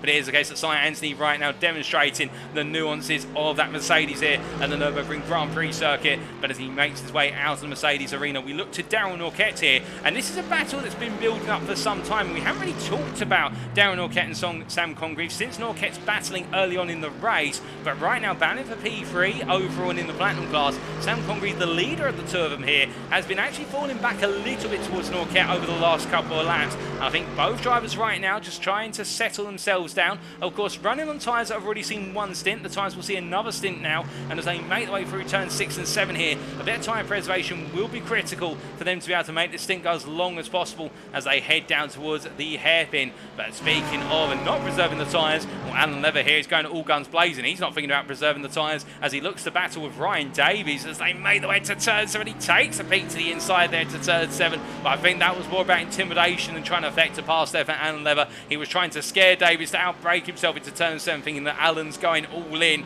under braking. Well, Lever was not going to go for it at any point, but it is the case. He's staying right there with his rivals. Ride on board here with the Lamborghini Huracan driver, and it is the case. We'll have a limited number of Lamborghini Huracan Evos out in this field in this series, but as he rolls his way through the Schumacher S, you can see that despite the dirty air causing the car to understeer a little bit wide of the first apex curve of the Schumacher S, able to use the rotation that's natural to the mid-engine rear-wheel drive machine in order to just simply follow Davies through the corner closely. And right now Alan Lever definitely putting some pressure on here as they make their way out to turn number 12 and up towards 14 they charge. And as they head through the right-hander here of 13, it is the case that Alan Lever looking to go on that offensive, but he can't quite find it this time as he tucks back in. But meanwhile, a bit further up the road, oh goodness me, now Sam Sherwood has been involved in a bit of a knock, and from what I'm hearing, he's been involved in a bit of a battle with Joshua Wiggins for P7, and this has not worked out for Sherwood. But look at this, it could not come at a worse time for Sherwood. I think Davies at this point will actually be thinking, thank you, my goodness, it's the case he's going to get some toe down the straight here, and this could give him the breathing room he needs from Alan Lever, who has been literally scrambling all over the back of Davies over that last lap. And as they head down to the braking zone this time around, it is the case that Ryan Davies able to stay ahead, but imagine how long it'll be for here as Alan Lever takes a look to the inside into 2. He's definitely getting aggressive as Alan Lever, and here he comes as he goes up the inside there. Ryan Davies for P3 in the gold class here, up into P9, and Alan Lever enjoying one of his best races of the season right now, and good on the man as he charges out of the Mercedes arena. Is it the case he can gain more places? He's definitely enjoying the car right now. Everything's in harmony as he makes his way into turn number 6, but of course it is the case now. Will we see Ryan Davies come back at him as they make their way through the right-hander of what is turn number 7? We'll have to wait and see, but further back it is the case. We do see here Calvin Chu trying to put some pressure onto Austin William Campbell as they make their way out of turn number 7 and down towards 8 themselves. But as they head down towards that braking zone, Chu a little bit far back. If he's going to go for it, it's going to be a massive send. He's definitely going to have a first-class stamp, or perhaps even 2 of them licked and sent on that envelope. But indeed, he doesn't go for the move as he makes his way out of 8 and up towards the Schumacher as they roll. But indeed, Calvin Chu starting to increment that pressure onto Austin William Campbell. And I think at this point, Campbell's going to have to up the tempo. But as they make the way up towards turn at number 12, we look a little bit further back to David Flanagan. And Flanagan himself at this point chasing after Colin Patterson as they make their way up into the braking zone here for 12. And as they roll the way on through, we can see Chu there listed as out. I believe that may just be an internet connectivity issue rather than an official retirement. Of course, we don't want any retirements here due to internet connections, what we call the traditional engine blow up. In real world motorsport, it's an equivalent, but of course Lady Luck can give it, and then she can also take. But right now, the only thing that's going to be taken is P18 by Dale Flanagan off of Colin Patterson if he can get close enough. But meanwhile, Calvin Chu here up the inside for P14 on Austin William Campbell on the final corner. But of course now it's the drag race down towards turn number 1, and we know that Mercedes is a monster on the straights in terms of acceleration, but the Ferrari, to be fair, accelerates well up towards its upper gears. And as they make their way into the braking zone for 1, it is the case that Calvin is going to be covering it off. Indeed, Calvin Chu covering it off there And meanwhile, Austin William Campbell has to back out. He's not got the run around the outside into 2, and therefore Calvin Chu gets the move done as they make the way down into turn number 3. But indeed, every couple of seconds we have another battle on the cards. This race by no means going quiet, and indeed many of you commented in there the quality of the overtakes, as we do say hello there to Sherwood1. First time chat from a viewer from Sherwood1 there, and I hope you're doing well, Sherwood. I think that is Sam Sherwood, in fact, in the Twitch chat, enjoying the racing as well. But as I try to make the way on around here, it is the case. We do look from what is Calvin Chu to a bit further down the order to Jason Orr, who we can see here chasing after Brown. Well, in fact, that's Stuart Brown just in front of him, and as they make the way into the braking zone here for turn number 6, the silver driver Jason Orr will be looking to try and find his way past the gold driver Brown in short order, as Brown does seem to be struggling a little bit for pace right now, does the Symphonite Ferrari. But as he makes his way down towards turn 8, he's looking at safe for the time being. As they head down towards turn number 8, we look to drive just past turn number 8, indeed for the Schumacher S, and this is the ongoing battle between Phil Diaz and what is Carl McGurk here, and McGurk has closed that gap very quickly as they make the way through turn number 12 here, and as they roll their way through the right-hander, McGurk showing no signs of slowing down. It is the case. I think the only word he understands is go fast, or speed if he wants it to a single word, and it's demonstrating in the fact that as he gets closer to turn number 14, he's thinking about that move, not this time, but he's definitely putting that pressure on here, and Diaz will need to be wary, because I can imagine that if McGurk gets a good run here out of turn number 16 as we ride on board with the Challenger, it is the case. He could be looking for the move down to turn number 1 as they both make the way out the corner, and both of them there taking a bit of gravel on their way with them as a souvenir as they make their way down towards 1, and McGurk just losing out slightly as they head towards the braking zone. Now he's quite far back, 2 tenths back to be precise, and he doesn't go for it this time around.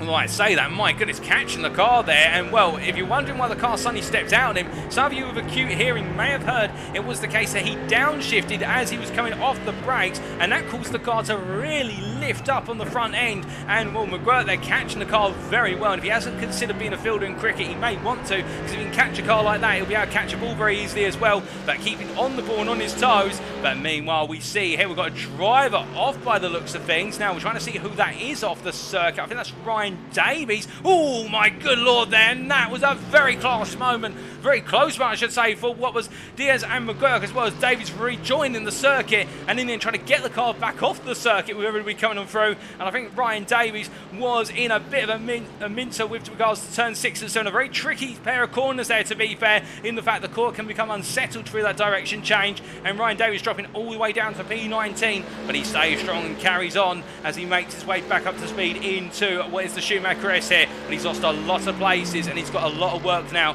which he's given himself to do as he makes his way up towards turn number 12. But as they charge on through, it is the case. We look back to this battle between Phil Diaz and what is Carl McGurk behind, and as they head out to turn number 12 this time around and up towards Vito, I think the privateer in the number 997 car of Diaz will be thinking at this point, what do I have to do to drop the Gold Championship leader? Well, the short answer is he's just got to keep on doing what he's doing here and just frustrate McGurk behind, because he's definitely showing great pace here, Diaz. To be fair, McGurk has got a couple of attempts on him, but running this close, in this case, Diaz just needs to think about that defense. You can see them McGurk trying to fake a move to the inside there into turn 16, but Diaz not falling for it and gets a good run out the corner, but McGurk is a bit closer this time as they make their way across that timeline.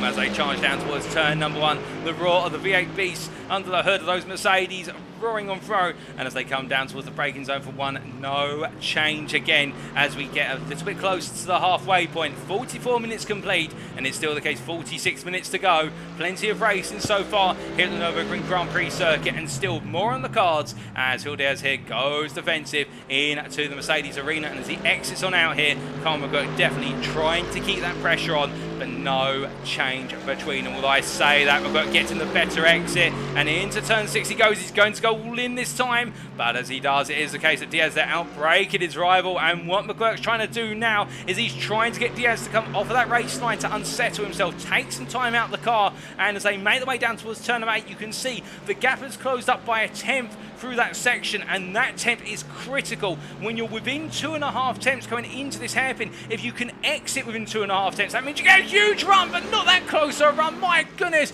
And Leclerc having to snap the steering wheel to the side, but indeed Phil Diaz getting a poor run out of turn number 8, and he goes round the outside into the Schumacher, and my good lord, now that was cat-like reactions of Carl McGregor. I think Phil Diaz getting it slightly wrong, and McGregor saying, right, I'm keeping the throttle down, but I'm moving it out of the way, and going all the way through for P15. Great battling between the two of them, but Carl McGregor there, he doesn't do it by half. It's 100% or nothing, and that's why he's leading the Gold Championship going into this round. But that was a very close one. But meanwhile, speaking of close ones, we've still got a build up here for P3 overall, and in the Platinum class, Sam Congreve holding onto the position, but Daryl Norquette inching closer here. The Racing Forces driver has been with him for some time and is looking to try and come on through. And as they do, we've got a slowdown there. If you're wondering why Alan Lever has dropped behind what is David Larson, I think it's a slowdown for a cut at the chicane. It is the case the two of them have swapped places, and they weren't close together when the overtake was made, which would be the indicator of that slowdown. And as we look back from them to what is our battle for P3, it is the case here, Sam Congreve keeping that delta between himself and Norquette above half a second. So it is the case he's feeling comfortable, but Darren Norquette definitely really starting to hook up these laps as they roll the way through the hairpin this time around. And I think both of them right now just trying to manage the race on their strategy just as much as putting pressure on each other. And that is a sign here of two racers who are locked in a bit of a chess match. It doesn't look like much is happening right now. It looks quite sedate, but you can imagine both of these drivers are at least driving to 95% of their maximum, and they're thinking about, okay, is he making any mistakes? Is there any sign of a window where I can come into the pits earlier rather than later? Because we've got a long time to go before we get our second stop on the cards here, but that's what we're going through the minds of these two right now. They can't afford to drop a lap, but at the same time they'll be thinking about how they can manipulate the strategies around one another. But as they make the way on through, it is the case that Norquette continuing to pile on the pressure, and as they make the way down towards turn number 14, we do get confirmation from Alan Lever in the Twitch chat. I do believe that is Budget Racing Noob there in the Twitch chat to confirm that he did make a bit of a mistake on the chicane from that pressure of what was Larson behind. Of course, that pressure just being a bit too much, and in the end getting that slowdown. But to be fair, now Alan Lever can focus on running that P10 and still running in P3 in the gold class and looking very happy in that car, it has to be said, as he rolls his way through the chicane this time. And as he comes on through, it is one of those cases where Larson really right now, as he makes his way through turn number 16, I think given the gap between him and Sherwood is over 4 seconds, he won't be pushing too much to try and close Sherwood immediately, but he'll definitely take this P2 in the silver class if it were to finish as is with open arms here. But you never know what can happen. We've still got just under half the race to go. Plenty of time still on the cards, and remember, anything can happen until the checker flag is waved and taken by the drivers. But right now Larson won't be thinking about the checker flag. He'll be thinking about not making any mistakes, because it seems as though Alan Lever here is now stepping it up as they roll the way through the Mercedes arena, and as they head through the right-hander at turn number 4 here, Larson, I think, just starting to feel a little bit of worry from behind that Lever's getting closer as the Infinite Esports driver here rolling his way through turn number 6. But as he does, taking a bit of apex curve, then we've seen already how that apex curve at 6 can unsettle some of the cars here, and that Ferrari is going to be no stranger to feeling a bit unsettled if he takes a bit too much curve. But in the meantime, we do look from Larson up towards Sam Congreve here as he drifts his way through turn number 11. It is the case, I think the grip of those tyres, that natural grip being afforded, now starting to be depleted little by little, and it is almost the case that Indian drivers do drift these cars through the corners. And well, these are GT3 machines, they do run quite a lot of downforce. There's a major rear wing of them, and it is the case that some of these cars do have front end splitters on them, and in particular I do believe the AMG Evo machine does have a splitter on it, unless I'm very much mistaken, but it is the case it may be an adjustable splitter as well. But as they make the way in towards what is at turn number 16, you can imagine as that tyre wear really starts to accumulate and the tyres don't offer the grip, it's almost as if the drivers in the end have to brake the car into the corner, release the brake and then stab the throttle to get the car to slide through the corner apex. It looks really smooth to us on camera, but I can assure you there is a lot of furious work going on in that cockpit where the drivers are having to balance the throttle pedal and the brake pedal, doing a bit of overlaying as well, particularly in our mid-engine rear-wheel drive cars such as the Ferrari and the Audi. And speaking of the Audi, we haven't got any Audis in attendance today, which is a little bit of a shame, but we do have plenty of Ferraris Ferraris, a couple of Porsches, and also some Lamborghini Huracans as well. And the amount of effort going in right now, it is definitely a case that whoever gets the end without making a single mistake, that's a huge effort and one that is well spent. But Sam Congreve here continue to hold on to that P3 and looking good versus Norquette. And then we do have Daniel Thomas running P5. And right now enjoying his run in that P5 position and not putting a foot wrong here on his debut in the series. As he makes his way there out of turn number 7 and down towards 8, it is the case that we do look from Thomas to a bit further down the order, and in particular to Calvin Chu. And early on, of course, we saw Calvin Chu make his way past Austin William Campbell. And now Calvin Chu says, I want another one. And that is Tyson Belenda in front of him as we do ride on board here and look back from the silver driver of Tyson Belenda running P4 in the silver class. In fact, well, we were going to watch him running on through and seeing Calvin Chu in our picture. But it is the case they're getting a bit wrong coming through the corner, going very deep. And we do have to cut back here to a bit of the more distant cameras as it is the case Belenda goes deep into turn number 8 and lets Calvin Chu take that inside line. I think Belenda there may have been trying to cede the position to Calvin Chu, but I think mistimed it into turn number 7 and instead went for it again into turn number 8 to try and not lose too much time. And to be fair, Belenda does not have any pressure from behind right now in terms of silver drives. He's running P13 with that position change. His next driver behind in the silver class is Patterson down in P18. I think what Belenda's more interested in is using Chu as a battering ram to come towards Armstrong. And when I say a battering ram, not literally a battering ram, he's not going to take Armstrong off the circuit, but in terms of getting up there, and Chu can potentially disrupt Armstrong's momentum by making a move, arguably in a section of the circuit where Armstrong doesn't want to move put on him,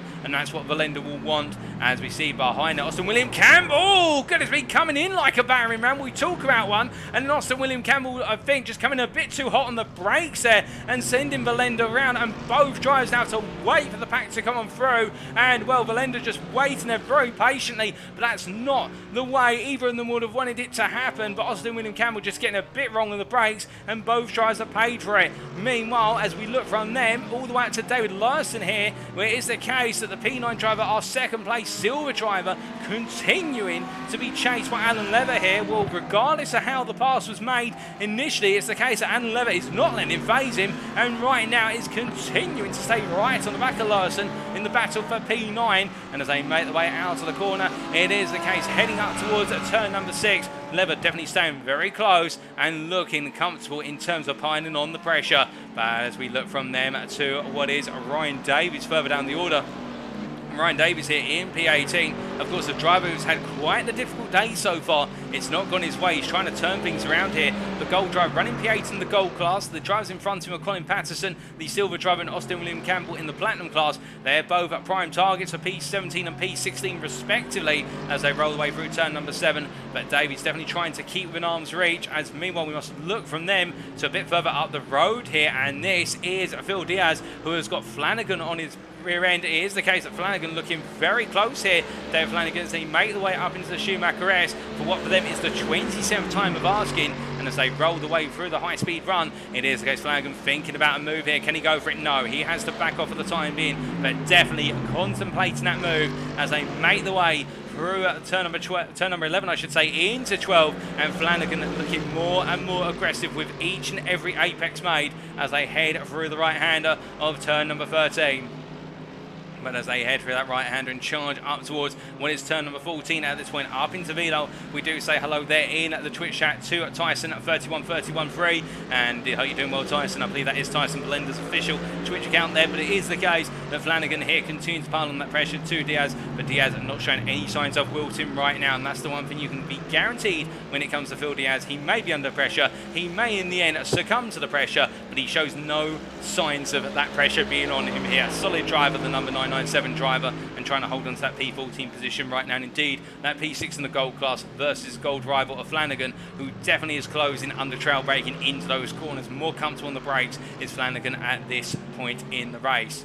But speaking of comfort, it is the case that we go from drivers battling to our race leader, and this is Cy Anthony here, our platinum class driver. And indeed, as we make our way closer and closer towards what is the end of the second third, well, I was going to say let's regale you what is the order so far, but it is the case. Sam Sherwood up to P7. Where's Wiggins gone? And I think Wiggins has had an off track. In fact, I've just had it in my ear. It is the case that Wiggins having an off track at turn number 7, getting it wrong there. And early on, we did see, of course, Sherwood getting it wrong, but now it is for Josh Wiggins to have a moment, and will the two drivers back up to speed now, and Sherwood ahead of Wiggins this time around.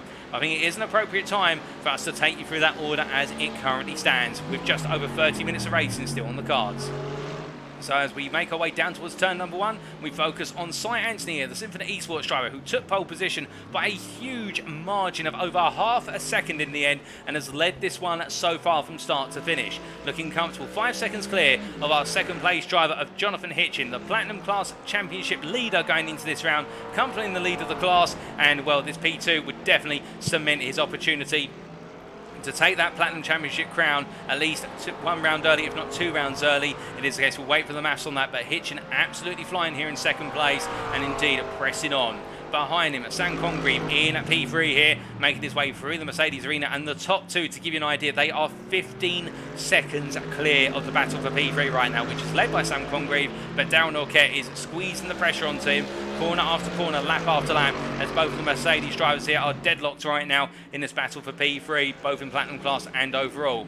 Then in P5, the newcomer Daniel Thomas today, making his way on through there, turn number 6. The Porsche driver looking very comfortable, and he's actually had quite an uneventful race after the battles on the early stages, the opening 5 to 6 laps. There's not been too much, but we have to look back away for a brief moment, because we do cut to an overtake here, and it's Colin Patterson up the inside there of Austin William Campbell in to the hairpin, and well, it looks so Colin Patterson has got that done for P16, the silver driver, making the move on the platinum driver Austin William Campbell, and they make their way through the left-hander there. No change for Ryan Davies behind as they now head on through. But it is the case, we go from that battle back up towards the front of the field, and indeed to Daniel Thomas here, who ran in that P5, and we're saying it is the case, he's had a rather uneventful race, but then again, an uneventful one can still be good, but I say uneventful, could he potentially have some events on the cards very soon, given that Martin Tillin running in P6 here, our gold driver, our gold leader, who really has been unstoppable in terms of that pace, and the only thing that stopped him is incidents and mistakes of his own doing so far as he makes his way up towards the Vidal chicane. Behind our P6 driver in P7, Sam Sherwood here, and it is the case that Sherwood absolutely flying in the silver class, having started P4 but got it wrong on the opening lap, dropped all the way down the field and has recovered to P7 and is still flying as he makes his way up towards Vidal. And the silver leader here is ahead of Josh Wiggins, running in P8, second place in the gold class, and then we do have David Lowison in P9 here, running in P2 in the silver class, the Symphony Esports driver, a solid P9 for David Larson as it stands. And then Alan Lever enjoying one of his best races, if not his best race of the season right now. It is the case, the 657 driver here for Two Old Dudes, running the last star drivers in the top 10 and having a brilliant race. We've seen a completely reformed Alan Lever in the last 3 rounds, and it is the case, he is shining bright here as he charges down towards turn number 1. Calvin Chu, the best of the rest here in P11 right now. A difficult start to his race, a spin early on, saw him drop a long way down the order, but it is the case, the privateer here continuing to fight back after a difficult start, and he is being chased by Rob Armstrong in at P12 here, the Silver Championship leader, running P3 in class, and I think feeling comfortable with his position right now, and knowing he doesn't need to win every race from this point onwards in order to be able to take the Silver Class Championship. He just needs to deliver consistently. We then got Carl McGirt in P13 here, and running a good race, albeit he's come all the way from the back of the field, Carl McGirt, after a difficult start to the evening, and it is the case right now up to P13 and charging on. And meanwhile we have David Flanagan in at P14 here. He's making his way down towards turn number 6 ahead of Phil Diaz. These two have been battling for some time, but Flanagan found his way ahead with Phil Diaz down to P15. And Austin William Campbell here, where it is the case, he's been battling with Colin Patterson for P16 for some time, and he's got himself ahead of Patterson for now, after it was the case that Patterson made the move moments ago, but William Campbell goes a bit wide out of turn number 7, and now that is going to open things up here in the battle between Wes Patterson and Davis here for P16. Davis in P17 trying to look for the move. He's not close enough this time. I think he was sensing there might have been an opportunity, but it wasn't to be. But meanwhile, here comes Austin William Campbell here, the Ferrari driver, who right now, as we ride on board with him, really coming back strong in the run through the Schumacher S. You can see that Ferrari being driven on the limit as they make their way up towards turn number 11. But it is the case, William Campbell has to stay behind now as they make their way through turn number 11 and up into 12. But as they roll the way on through, you can imagine here it is the case, our platinum driver, whilst he's not battling with drivers in the platinum class at the moment, he's battling with a gold and a silver driver respectively. He's still enjoying the racing as he heads through 13.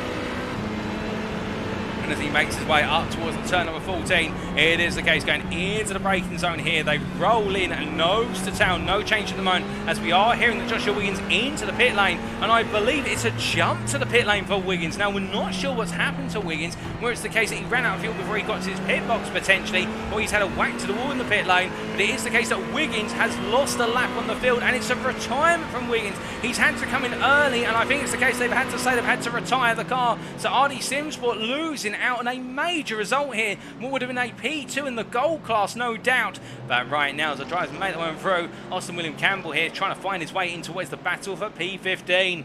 Chris Hitchin behind him, however, in P18 here. And Chris Hitchin, of course, starting from the back of the field, having made the switch from the Ferrari to the BMW M4 as of this round, so he wasn't allowed to qualify. But Hitchin has enjoyed the battles there and enjoying this change of car, and he's now in what is effectively P5 in the silver class. And if he can gain a place on Colin Patterson, that'll bring him up to P4 in the silver class later on in the race.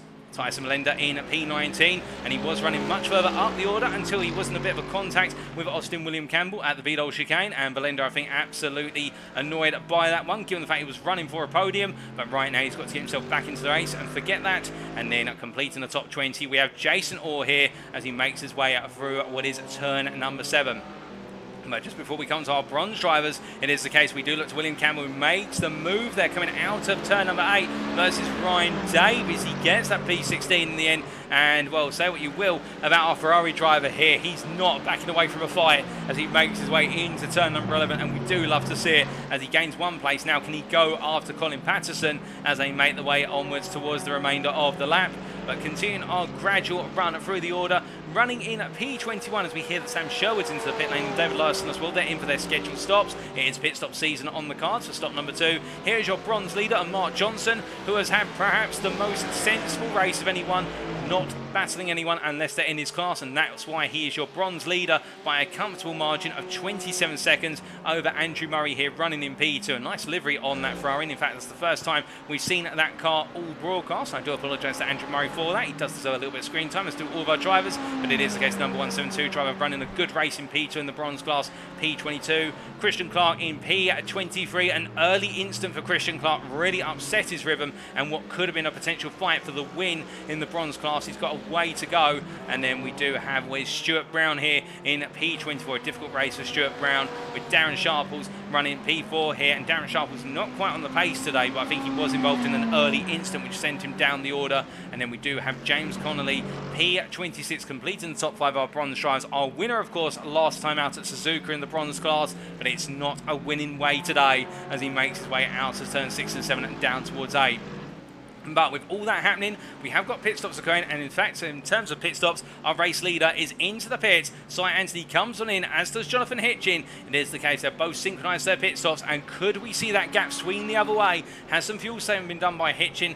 We will wait and see. But as they make their way on down towards their pit boxes, it is the case that Sam Congreve also in. Daryl Norquette stays out, however, so Daryl Norquette will go on to lead a lap of this race. There's no doubt about that. Indeed, he is trying to go for the overcut here versus Congreve and use a track position to his advantage. He will have plenty of clear air, there's no doubt about that, but can he make it count when it matters? Daniel Thomas as well stays out for another lap as Cy Anthony leaves the pit lane, and he came in with a 5-second advantage. What's the gap going to be as Hitchin makes his way out of the pit lane? Has it closed up? Has it stayed the same? Or has it got larger? Well, as they make their way down to the braking zone, the gap has come down a little bit. It has come down to 4.5 seconds, so Hitchin having a slightly faster stop. In fact, a 0.4 of a second faster stop by comparison, but still not enough to close that gap down. Meanwhile, Sam Congreve leaves the pit lane, and Carl McGuirk continues on through here to move up to P5 for the time being, but of course he does have a pit stop on the cards. Meanwhile, his gold rivals are in the pits. Tilling's just come out the pits. In fact, that was a quick stop for Tilling, and he will no doubt return to the lead of the gold class unless he makes a mistake or is involved in an incident before Carl McGuirk comes into the pits. But Tilling's made his final stop, and indeed a lot of stops being on the cards here. We'll have to wait and see if there's any surprises, as we do see Sherwood making his way down towards turn number 1. And do keep in mind, of course, Sherwood making an early pit stop, so it is the case here that Sherwood trying to go to the end now in what is that position of P9, and I think he'll gain a couple more places before it's all done. But right now the BMW M4 driver in the silver class looking very strong as he makes his way in through the Mercedes arena, and as he exits the arena, the sky is looking bright as he charges on down towards turn number 6. But further back we do see here it is the case that Calvin Chu has closed up behind Alan Lever. Well, in terms of how they came into the pits, there was quite the gap, but Chu on the offensive here as Alan Lever goes defensive into turn number 6, and as they make the way into the left-hander and down into the right-hander, Alan Lever's got it all to do as we ride on board the gearbox here of the Lamborghini Huracan Evo driver as he rolls his way on out and tries to keep the distance here from the fast-charging Mercedes behind. And will Alan Lever want to hold on to this position, because this will be a podium on the gold class up for grabs. As you can see there, the difference in approaches. Lever taking a much wider entry line into the hairpin. Meanwhile, Chu being very aggressive into the hairpin, turning it into a V-shaped corner. And as they make the way through the Schumacher S here, Lever understeers a little bit on the initial apex. And this could be the run for Chu as he looks the inside here on the braking into turn number 11. Lever on the outside, Chu on the inside. Chu goes all in, but Lever outbrakes himself into the corner. He runs wide there up onto the runoff area. And I do believe in taking that strip, that may be a slowdown penalty. It will definitely be considered an off track unless I'm mistaken. And right now, Alan Lever under so much pressure here. He doesn't want to lose it. But Calvin Chu's definitely right now going to put more pressure on as they come towards Vidal. And in fact, he backs out there. I think Chu recognising the fact that it's not the best place to pass into the Vidal chicane. Instead, it's better to wait as they head up towards turn number 16. As they roll the way into the right-hander, it is the case. They soldier on here, and I don't think, in fact, Alan Lever does have a slowdown on that car. He may just have a track limits incursion there, to be fair, because he will have lost time by running that wide. But as they make the way across the timeline here, you can see Chu almost been pushing distance. In fact, he is pushing Alan Lever along, unless I'm very much mistaken here. And, well, I don't think that's going to be the right message he wants to send. I think he wants to make the pass rather than give him a push along. But still, Calvin Chu does have a plan up his sleeve, no doubt about that, as they make the way through the Mercedes arena now. But Calvin Chu staying right there with him as they roll the way into turn number 3. And I think Chu's going to try and set the move up later on that. Perhaps he feels as though Lever's going to have the faster car for the first half of the lap until they get down to turn 8, and that's where the focus turns from handling more towards power. And, well, Calvin Chu definitely has it in the power stakes here. That Mercedes absolutely roaring with that V8 engine versus what is the V10 engine, of course, the Audi engine in the back of that Lamborghini Huracan. But as they make the way out of turn number 7 down towards 8 this time, Chu a bit further back as they head towards that braking zone here. So perhaps Chu just biding his time and realising there are some gold drivers out there who've still got to take their pit stops, such as Carl McGurk, and could they potentially get into this fight if these two battle too hard? That is always a worry, of course. And as they make the way on up the hill, we do look from them to what is Chris Hitchin here, who's looking to battle with Colin Patterson. We talked about this earlier in terms of the two drivers going toe-to-toe, and Hitchin looking up the inside here into the hairpin. This is for what is P4 in the silver class here, being held by Colin Patterson right now, and Patterson under that pressure as we ride on board here with the rear of the two BMW M4s. As piloted by Chris Hitchin, rolling his way from left into right to the Symphony Esports driver, and as they head up towards turn number 11, onto the brakes they'll go. Who will be the bolder of the two on the brakes? Well, Hitchin getting a little bit closer under braking, but of course that is the way with the concertina effect into these braking zones. And as they make the way into turn number 12, it is the case. You can see that both drivers very composed as Austin William Campbell's into the pit lane as I look at my commentary box window. But focusing here on the TV screen, it is the case that Hitchin trying to find that run up towards Vidal. He looks or he thinks about it here. He was considering the send, I think there's no doubt about that. But to go for it there, I think would have been a bit too risky. Meanwhile, Calvin Chu up the inside of Alan Lever for P10. Well, in fact, it is P10 there, and Calvin Chu gets the move done, but Alan Lever now scrambles to the outside here, pinning Calvin Chu to the inside. But as they make the way through turn number 2, I think Calvin Chu's got it done unless Lever goes all in here to turn number 3. But Chu brings the car across the centre of the road there, saying to Alan Lever, you're not coming up the inside this time. And as they make the way through the right-hander, Calvin Chu up to P10, but we do have to cut from them to what is Sam Congreve here, who right now has actually lost the place to Darryl Norquette. Now, has it been a bit of an off-track? I don't think so, but in fact, that's Carl McGurk in front. In fact, Darryl Norquette, through the strategy, has jumped ahead of Sam Congreve, but meanwhile, Carl McGurk going slowly. Surely he's not missed his pit stop. I think it is the case of McGurk. That is a jump to the pits. I think he ran out of fuel just before his pit stop on the cards, and that is very unfortunate, but all of it's kicking off now as we look from one driver who's in the wars to a driver who's now in a war with his rival on Colin Patterson on the outside as Hitchin goes up the inside into turn number 7, and as they make the way down towards the hairpin, here it is the case. Hitchin on the left, Patterson on the right.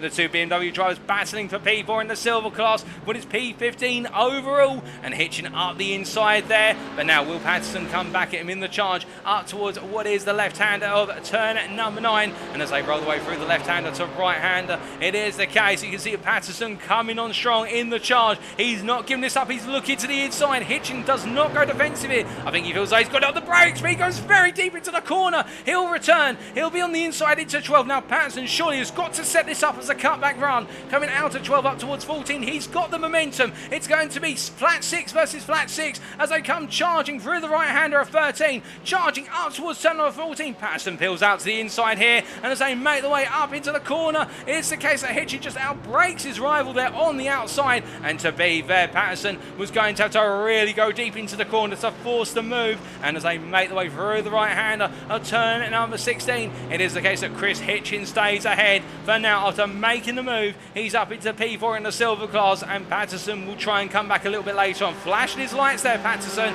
and I can imagine it may be for the fact that we did see Hitchin go very deep into a turn number 11, and Patterson may feel a little bit aggrieved by that, but at the same time, as they roll the way on through, if there's too many off tracks picked up by a driver, there will be a drive-through penalty on the cards, and Colin Patterson right now has just got to get his head down and try to close the gap back up, because he'll want that place back, there's no doubt. But as they make the way through the left into right of 3 and 4, it is the case. And they continue to press on, as meanwhile into the pit lane at long last comes your race leader of Daniel Thomas. Of course, race leader by inheritance from Cy Anthony, but he's taking his second stop now, and that was the roar of Cy Anthony coming on through as the camera turns to Cy Anthony here. But Daniel Thomas again just simply running a very straightforward race in terms of strategy, nothing spectacular, but then again keeping it smart, keeping it sweet and simple does earn its rewards, and he'll be rewarded no doubt for top 5 here today. As they make the way on around, it is the case that we do look from Cy Anthony to Ryan Davies here, and Ryan Davies right now chasing after Colin Patterson. Indeed, Patterson I think has now got to worry a little bit about the fact that he does have Ryan Davies hooked on behind him, and Davies at this point will be seeing the 2 silver drivers and thinking that he'll take their places in short order. As they make the way out of turn number 11 and into 12, Ryan Davies, of course, will need to try and set this move up very gradually. It is, I guess, we see Patterson there taking a little bit of gravel out of the trap on the exit at 12, and I think that's going to actually cost him the speed he needs to keep Davies at bay. Davies on the inside to outside run here up towards Vidal. Patterson holds that inside, but in the end, I think Patterson recognising there's no need to battle and lets the place go. He can use Davies as a means of pulling him back up towards Hitchin, and we can get Hitchin versus Patterson round 2, and it is the case sounding like a bit of a boxing match there, much like, of course, Joshua versus rival over the weekend, albeit not going the way of Joshua. Spoilers there, I do apologise if I've given away the result and you haven't tuned into it, but it is the case we are looking for the rematch here of Patterson if he can close back up to Hitchin as they make their way down towards turn number 1. But as they come charging on down here, it is the case Patterson definitely just settling back into rhythm in that 737 car, and as they make their way out of the corner this time, it is the case that we do look to Rob Armstrong here. And well, I think Rob Armstrong's had a little bit of an incident only moments ago, and well, here's the case that Rob Armstrong has had an off track about a lap or 2 ago, and now he's dropped his way down to what is P11. And as he makes his way around, I don't think he's actually dropped a place as such. He's just lost time. In fact, yes, he's 10 seconds off the back of Alan Lever, whereas previously it was only 2-3 seconds. So I think it's the case that Armstrong's dropped off circuit and perhaps had a bit of a spin as the number 45 driver rolls his way through turn number 8, and he won't want to make that spin again. It is the case of that mistake even, as behind him that is David Flanagan getting close, but Armstrong does have a sizable gap to Chris Hitchin, who's in P15, and that gap standing at what is currently the best part of 4 seconds as they roll the way up the hill. In fact, it's a lot more than 4 seconds, my apologies. It is a much bigger gap, somewhere in the region of around what is about 10 seconds, all the math added up here. And right now Armstrong looking smart and sweet as he makes his way up towards turn number 14. But as he comes charging up the hill this time, it is the case the battles have calmed down for a brief while. We are now starting to enter the final phase of this race. All the pit stops have been completed. If anybody's out there and has yet to pit, then they're probably right now saving so much fuel as to essentially look to try and make the end of the race on a single stop. But it is the case nobody is out there on a single stop. Everybody has made their second stops, and now we're waiting to see if there's any battles that really build up at the end. But of course, this is where in the race the mistakes can suddenly occur. We can see that last minute drama, and in fact I do notice here as we look to Daniel Thomas, remember he was in P5 before he made his second stop, indeed before the second stops occurred. he's jumped up to P3 here. Daniel Thomas has used strategy to his advantage, and he's jumped ahead of both Darryl Norcat and Sam Congreve. And right now you can see it, Darryl Norcat in P4 and then Sam Congreve in P5. And the battle in between these two, plus the fact that I think Daniel Thomas has just been simply running his race as smart as possible, it's enabled him to gain 2 places without having to bust a muscle in terms of battling with the other drivers, and that is sometimes the way you want to do it. And Daniel Thomas, I think, for the final 2 rounds, assuming of course he's taken part in the final 3 rounds to set himself up for a future season of the GT3 League, Daniel Thomas is going to be a dark horse to watch out for the simple reason he's very smart, it would seem, on the strategy in that Porsche 911. But meanwhile, we hear that Stuart Brown is into the pit lane for a 3rd pit stop here today. I think he did make an early visit to the pits in the opening laps after contact with another driver, or indeed a major incident. And that is going to drop Brown a long way down the order from what is P21. As our drivers continue to make their way on around here, it is the case. I think actually Brown, it was just a very quick stop, in fact, so I think just taking a bit of fuel to get to the end, but a 3rd stop all the same. And Andrew Murray, in fact, making his way past Brown for P21 as Andrew Murray makes his way under braking in the Budweiser Ferrari through turn number 1, and will run in P2 right now in the bronze class here. And well, it is the case, running comfortably in that position, the best part of what is about 20 seconds ahead of Darren Sharples, and Sharples in that P3 in the bronze class, P24 overall, and Andrew Murray definitely being the best of the rest behind Mark Johnson. And Mark Johnson, to give you an idea, is 35 seconds up the road. And where is Mark Johnson? Well, here he is, your bronze leader, who right now enjoying all the space in the world, and it is looking to be a very happy Porsche there, being driven by the number 11 driver on his return to the season. He's missed the last couple of rounds, but we're very happy to see Mark Johnson out there, and I think he's very happy when he looks at that timing box to see that he is the leader in the bronze class right now as he makes his way up towards turn number 14. But as he does, we look from him to what is our P8 driver here of David Larson. And, well, I think Larson at this point, he won't be happy by comparison, because look who's closing up behind him. That is Calvin Chu. And then we ride on board here with the gold driver as he goes hunting after the silver driver in the charge down towards turn number 8. And Larson peels over to the inside there. And I think it's going to be the case that Larson decides to back off. He doesn't want any part of this, does David Larson. And I can understand why. He just wants to get to the end in that position, which is P2 in the silver class, and effectively now P9. There'll be some good points in the overall championship, but his focus is on the silver class championship. And of course, he is one of 2 candidates who can take the challenge to Armstrong. It's Larson and Belenda, both of them looking very fast. And with the retirement of Billy Bob Ray today, I think that does consign Billy Bob Ray to not really be in that battle for the championship now, unless there is a major upheaval of results whereby all 3 of the top 3 championship contenders have to essentially not participate in the last couple of rounds. But even then, with the number of rounds we've done, it will be the case now that drop scores are going to be the main points breakers here, rather than the fact picking up points from each and every round, because we will have completed 10 rounds out of 12 come the end of tonight. And remember, it is 2 sprint rounds that are dropped and a single feature race round that is dropped, and so our drivers at this point are focusing on trying to improve their scores where they can, rather than putting a new points tally into the mix. But as our drivers come charging on down, David Larson here continuing to roll his way down towards the braking zone for turn number 1. And in the meantime, well, this is Phil Diaz versus Austin William Campbell here for P13, and these two are no stranger to one another. We are going to see another battle between the 2 of them in the closing stages here, with 12.5 minutes still on the clock. And Austin William Campbell right now, well, he was passed, in fact, in the run out of what was the chicane by Phil Diaz, and now he's trying to come on back here as they make their way under braking into turn number 1. And this is lap number 40 for these drivers as they head up the hill into turn number 2. But as they roll the way through the left-hander here, Phil Diaz looks to be a little bit in control of this right now versus the Platinum driver. And Austin William Campbell definitely trying to make that Ferrari work. That Ferrari really has been a bit temperamental here today. And I think, to be fair, Austin William Campbell has done everything he can in that kind. Indeed, every round he brings the package, he brings the effort, maximum effort from him, but the car just does not seem to want to go his way some days. And again, it has been another day where the 555 machine has had its ups, but it's also had its downs, and right now he's trying to end on a high by taking that P13 off of the gold driver in front of him. But as they make the way down towards turn 8, he's a bit too far back right now to look for the move. But as they roll the way through the corner, we look from the battle between the Platinum and the Gold driver to a battle between what is 2 Gold drivers here.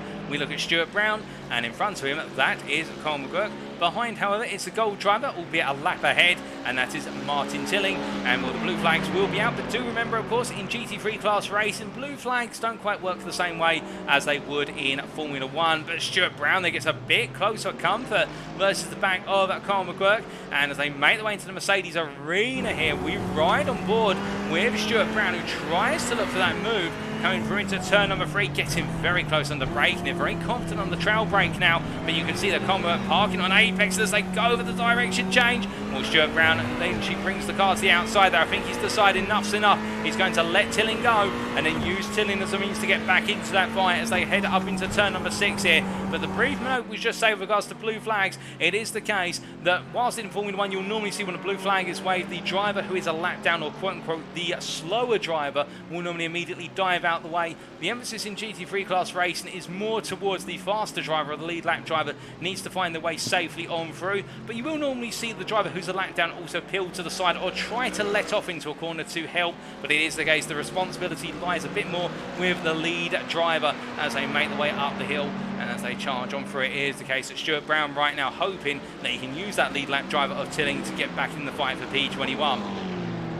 And as they make the way through the left hand of turn number 11 and into 12, it is the case that Phil Diaz here continues to hold on to P13 ahead of Austin William Campbell. 10 minutes still on the clock, and indeed we only have a couple of battles right now as they make the way on around the circuit, and we can see Phil Diaz definitely holding on for the time being as they roll the way down to turn number 8. But of course in these closing moments, battles can suddenly appear. Also some drivers might start setting their best laps of the race, such as Daniel Thomas, who sets a 55.075, indeed a nice lap there from the Porsche driver. That's definitely boding well for the remainder of his race, making sure to keep plenty of space between himself and Norquette in P4. But as we focus here on the battle for P13, well, Austin William Campbell at this point is going to have to find a little bit more if he wants to go for the move here. Diaz doing everything he can quite successfully to keep that gap open far enough as they make the way down the back straight. As they make their way up towards turn number 13 at this point, we do look from them to what is Jason Orr a bit further down the order here in P19. And well, Jason Orr, after being in a number of battles, it is the case now running in P19. And it hasn't been the best of races for Jason Orr, albeit he's been in some great battles, it has to be said. But I think he was hoping he could finish a little bit higher than the P7 and the silver class he's in right now, or P19 overall. And I think for him, it's about getting the car to the end, get those points on the board, and see what he can bring home in those last 2 rounds. And indeed, try to get some more points towards the season finale. You never know what can happen. But speaking of what can happen here, it is the case we look to Stuart Brown over the back of Carl McGurk, and staying with the Mercedes driver. And of course Carl McGurk, who missed out on making it to his second stop, he had to jump to the pits, running out of fuel to understand it. And Stuart Brown here, to be fair, staying with the Mercedes driver. And well, Carl McGurk having a difficult day, but he can afford to drop some points in the fact that he does have quite a nice championship lead in the gold class, albeit he can't afford to lose those points too rapidly, it must be said. As they make the way through what is their turn at number 11 into 12, we are hearing it is the case that Dave Flanagan has just found his way past Rob Armstrong for P11. Now we look up to Dave Flanagan here and Rob Armstrong, and we haven't had any signs of Armstrong having an off track. It may be the case they've swapped places suddenly through perhaps Armstrong letting it go. But as they make the way through turn number 8 here, Armstrong right now staying with Flanagan as they make the way out of 8 and up towards 11 through the Schumacher S's here. They come charging up the hill. We do look from them to what is a little bit further behind, and Austin William Campbell here right on the 6 of what is Phil Diaz as they make the way up towards the braking zone. And we're hearing that Carl McGurk has gone into the pit lane again. Now I'm wondering why Carl McGurk has gone into the pit lane this time. Surely, well, that's got to be a drive-through penalty because he's going very quick down the pit lane here. He's not pinning into his box. Well, Carl McGurk coming into the pit lane, and well, that is a sad moment for our goal driver. They just cannot seem to get a lucky break here today. But indeed, as we look from him, we look to Phil Diaz here, and in fact, in all of that, he has broken away for the time being. And Phil Diaz right now staying ahead of Austin William Campbell. Hold up a second, that's Rob Armstrong, and well, I think Rob Armstrong there's paid a visit to the grass on the exit of the final chicane. chicane. The 45 driver there, I think, just carrying a bit too much speed and bouncing off the curb, but he's definitely lost out to Flanagan. The gap between the two of them has gone from what was a second to now 4 seconds. They make the way down towards turn number 1, and as they make the way in towards the braking zone here, well, I think for Phil Diaz at this point, he may take this as a bit of inspiration to go hunting at the very late stage of this race if the car has got any tyres left. Indeed, a lot of our drivers now will be thinking about, have they got the rubber to comfortably get themselves to the end of the race, because they have been running these tyres and they've been wearing them quite aggressively, and indeed track temperature has come up over the course of the racing evening. And as they make the way out of the Mercedes arena here, you can definitely see Phil Diaz taking a bit of motivation here as we ride on board with the Mercedes driver. Rolling his way through the left-hand of turn number 6 into 7 as he rolls his way into apex. In particular, you can see how the car really coming around now, and when the car's light on fuel as well, this is where we'll see drivers who set up the car for a particular stage race, they'll shine through. And Diaz there, you could see how the nose of the car just went straight towards the corner apex, immediately lifting up, and there's a sign that Diaz right now really feeling as though the rhythm's there, and with the fact that he has got Armstrong right within arm's reach, he's taken motivation as they make the way up through the Michael Schumacher S, charging its way between the curves there in the toe as he heads up towards the braking zone here for turn number 11. Not close enough this time as he rolls his way over the apex curve, but it's definitely a very happy Mercedes we're riding on board with right now, in the fact that Diaz really taking those lines very smooth, very fast, and staying right within reach of Armstrong. 3.5 tenths as they came out to 12, and by the time they get out towards Vidal chicane, it'll be about 2.5 to 2 tenths, but of course a bit too far back to look for the move here. He's going to have to wait his turn, but as they come on through, if he can nail this and nail the final corner, he may be able to go for the move into turn number 1, but we'll have to wait and see as they head through the right hander here. But as they come on through, it is the case we can see there Phil Diaz not having the best of runs and Armstrong getting the better exit by comparison. But meanwhile, what's very interesting right now, and I've just looked at my timing screen, it is the case that these two, so Diaz and Rob Armstrong, Diaz did a 56.68 that last time around, Armstrong a 57.1, Austin William Campbell behind as he goes quite deep into turn number 1, a 56.32. But this man, Chris Hitchen, the BMW M4 in P15, a 56.03. Could Hitchen here potentially in the next couple of laps get into the fight for P12 right at the close? Well, it is looking as though here Austin William Campbell putting a lot of pressure on Phil Diaz in the run out the Mercedes arena.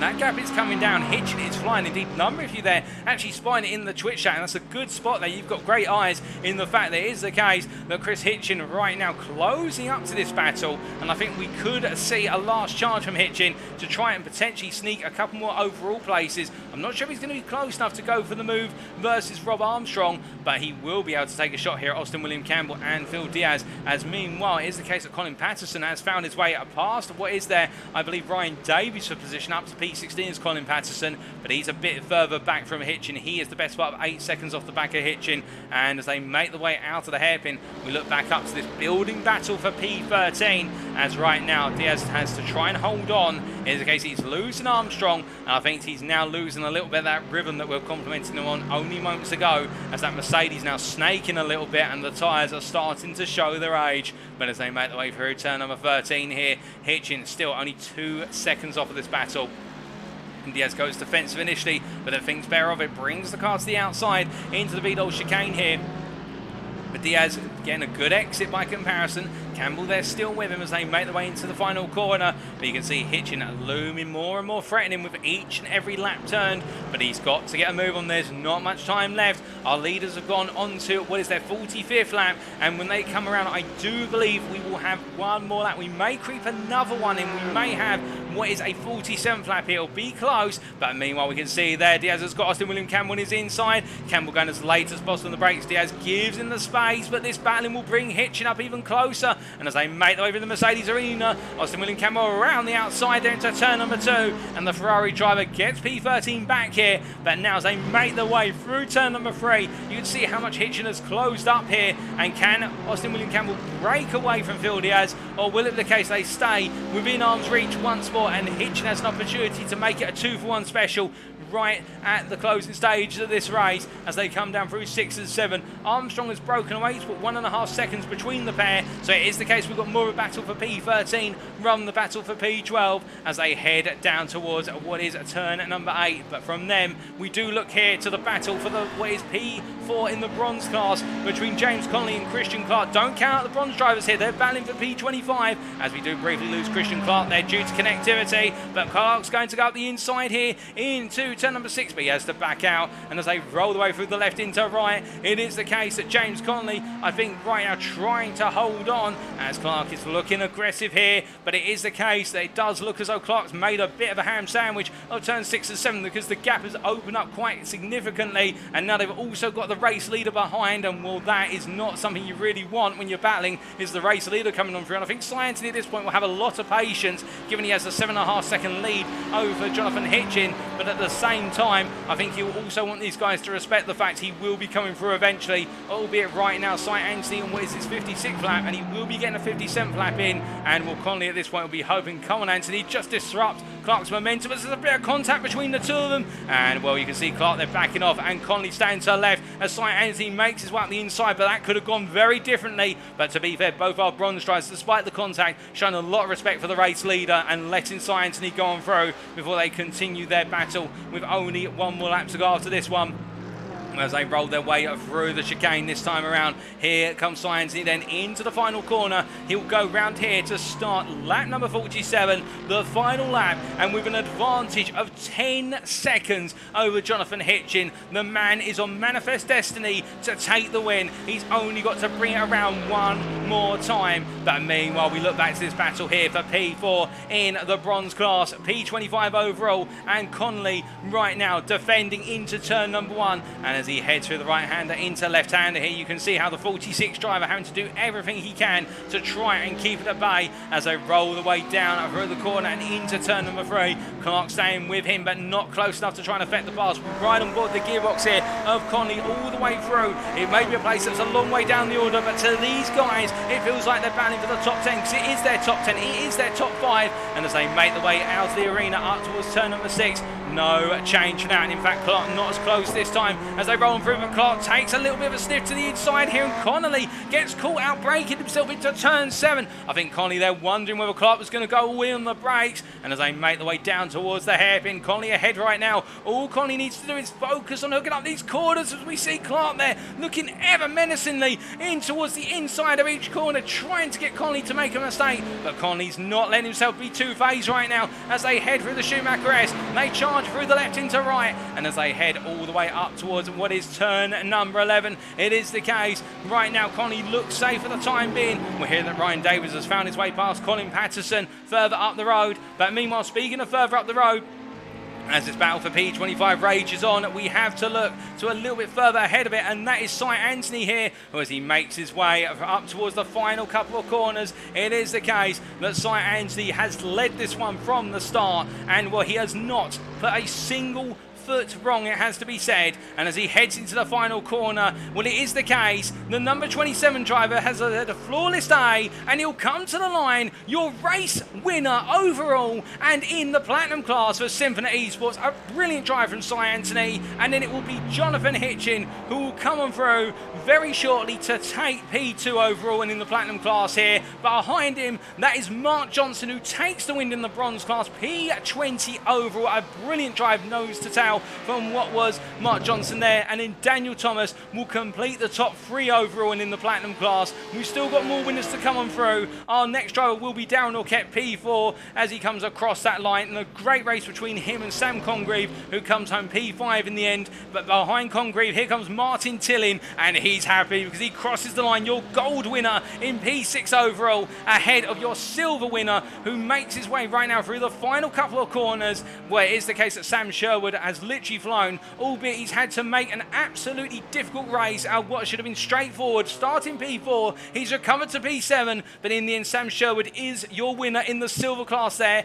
P7 as he crosses the line. Calvin Chu will come across the line in P8 in the end, and then it will be David Larson who comes around to take P9. That's P2 in the silver class here. A great drive from the 306 driver, well on his course to stay in contention for that championship win in the silver class. And then Alan Lever in his best day of racing of the season. I'm putting it out there. P10, he takes the final spot in the top 10 and he's on the gold podium in P3. David Flanagan in the end outside the top 10, best the rest in P11. A great drive from Flanagan. Rob Armstrong P3 here today in the silver class, P12 overall, going well in his championship campaign. And then Austin William Campbell P13 in the end in a battling P13 ahead of Phil Diaz and Chris Hitchin to complete the top 15. Ryan Davis there P16, Tyson Melenda P17 as he comes to the line. And then we will have Colin Patterson, who comes across line P18 in due order, as we see Patterson here coming to the end of his race. But as we run out of VHS tape there, let's take a look at those race results, subject to any Stewards inquiries, and well, here they are. As we do start off, of course, with our overall results, and it is the case that Cy Anthony in round 10 of the UK Sim Racing Community GT3 League Season 7, as brought to you on iRacing, sponsored by Swelly Omeda Sim Racing Coaching. Cy Anthony taking the win in the end by over 12 seconds from Jonathan Hitchin in a dominant run to form. Hitchin P2, but to be fair for Jonathan Hitchin, this result essentially crowns him as our overall champion of the season, and congratulations to Jonathan Hitchin, unless my maths is wrong. And this essentially means that unless he drops major points in the last 2 rounds and we see a complete flip in the standings, Jonathan Hitchin is well on his way now to taking that platinum crown come the end of round number 11 if he hasn't done so already. Daniel Thomas in P3 there on his debut, a superb drive to P3, jumping from P5 to P3 based on strategy. Darren Norquette and Sam Congreve falling by the wayside to Thomas P4, P5, but a great battle between the two Mercedes drivers. And then our gold winner, Martin Tillin, P6 there, ahead of Sam Sherwood, our silver winner, P7, Calvin Chu, P8, David Larson, P9, and Alan Lever to complete that top 10. But as we look from the top 10 then to our individual classes, it is the case. Firstly, we start off with the platinum class.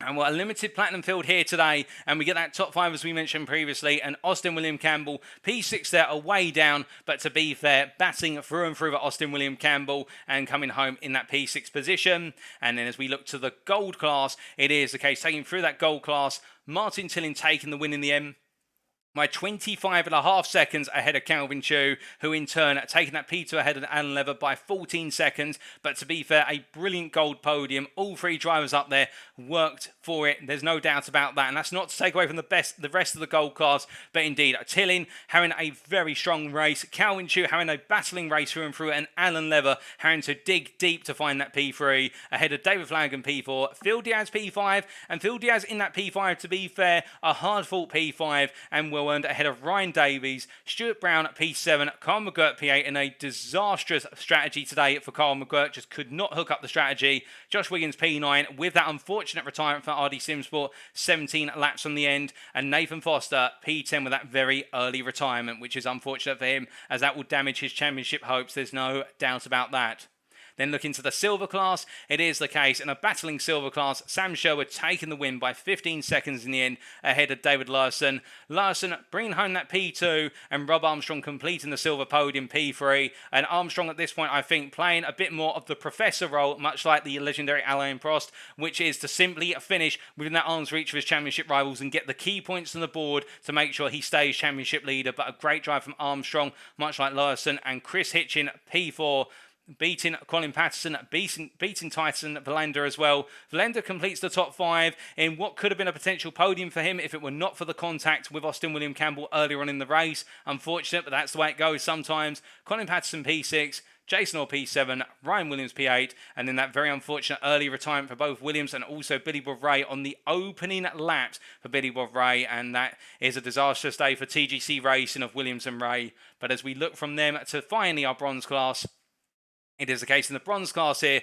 Mark Johnson on his return back to winning ways. 55 seconds clear from Andrew Murray. And then Darren Sharples completing the bronze podium, with James Connolly in the end holding off Christian Clark to the checkered flag. A lap down on the race winners, but albeit Connolly battling hard for that P4 ahead of Clark. A great rivalry at the end there between the pair of them. But of course, I know the question you guys and girls will now be asking, how does this translate into our championship standings with 2 rounds to go? Well, of course, these standings provisional subject to stewards' inquiries, but we start off with our overall top 20, and this is in the overall championship where all of our classes are merged together.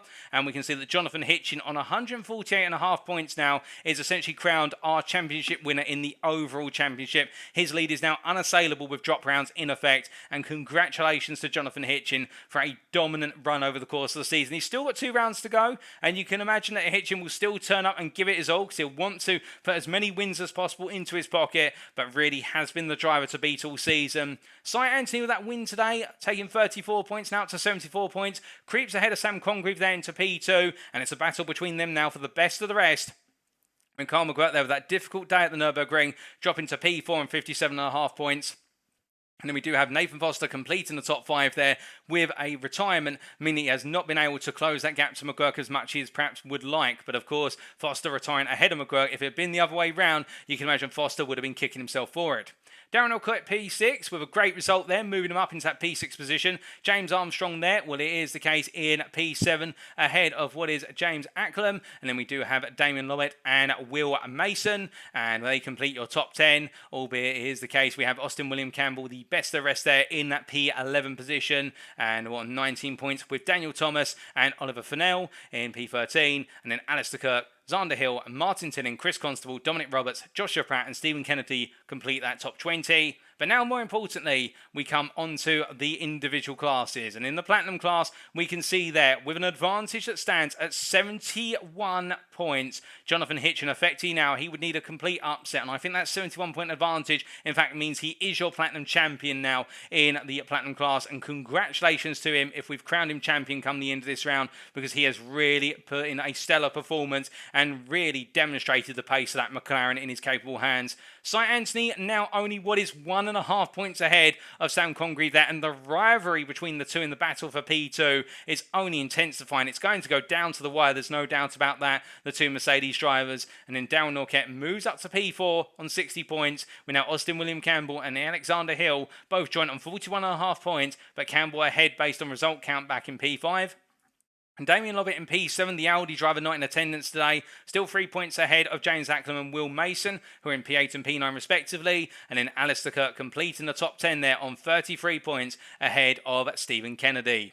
But then we come to the gold class standings, and we can see it is the case at Carl McGuirk here. Despite what was a difficult day today at the Nürburgring circuit, still leads the gold championship and has an advantage of what is 11.5 points over, 12.5 points, I should say, do my maths correctly, over Nathan Foster. And Nathan Foster, of course, with that retirement and Carl McGuirk getting 2 points to his name, able to extend that championship just a tiny bit more.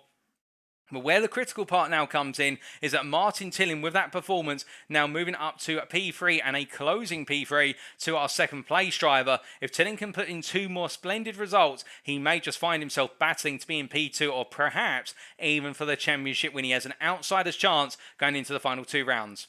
Ryan Davies, the best of the rest in P4 then, 52.5 points, only half a point clear of Nathan Scott, with Joshua Pratt in P6, 8.5 points ahead of Alan Lever, and Alan Lever holding off Calvin Chu at the moment, the gap between the two of them in that battle for P7 intensifying. And then we have Chris Constable and Sam Sherwood there completing the top 10. And I should point out, if you're wondering why Sam Sherwood's name is in the gold class, it is the case that after this round, it was decided by the organisers and the stewards that Sam Sherwood, based on his pace demonstrated, would be promoted to the gold class, and he'd be promoted to that class post round, and therefore for rounds 11 and 12 he will be recognised as a gold class driver, and that's why our standings include him as a gold class driver here. So it is the case. Congratulations to Sam for his performance today, but also for what of course now is going to be that gold class battling through to the end of the season.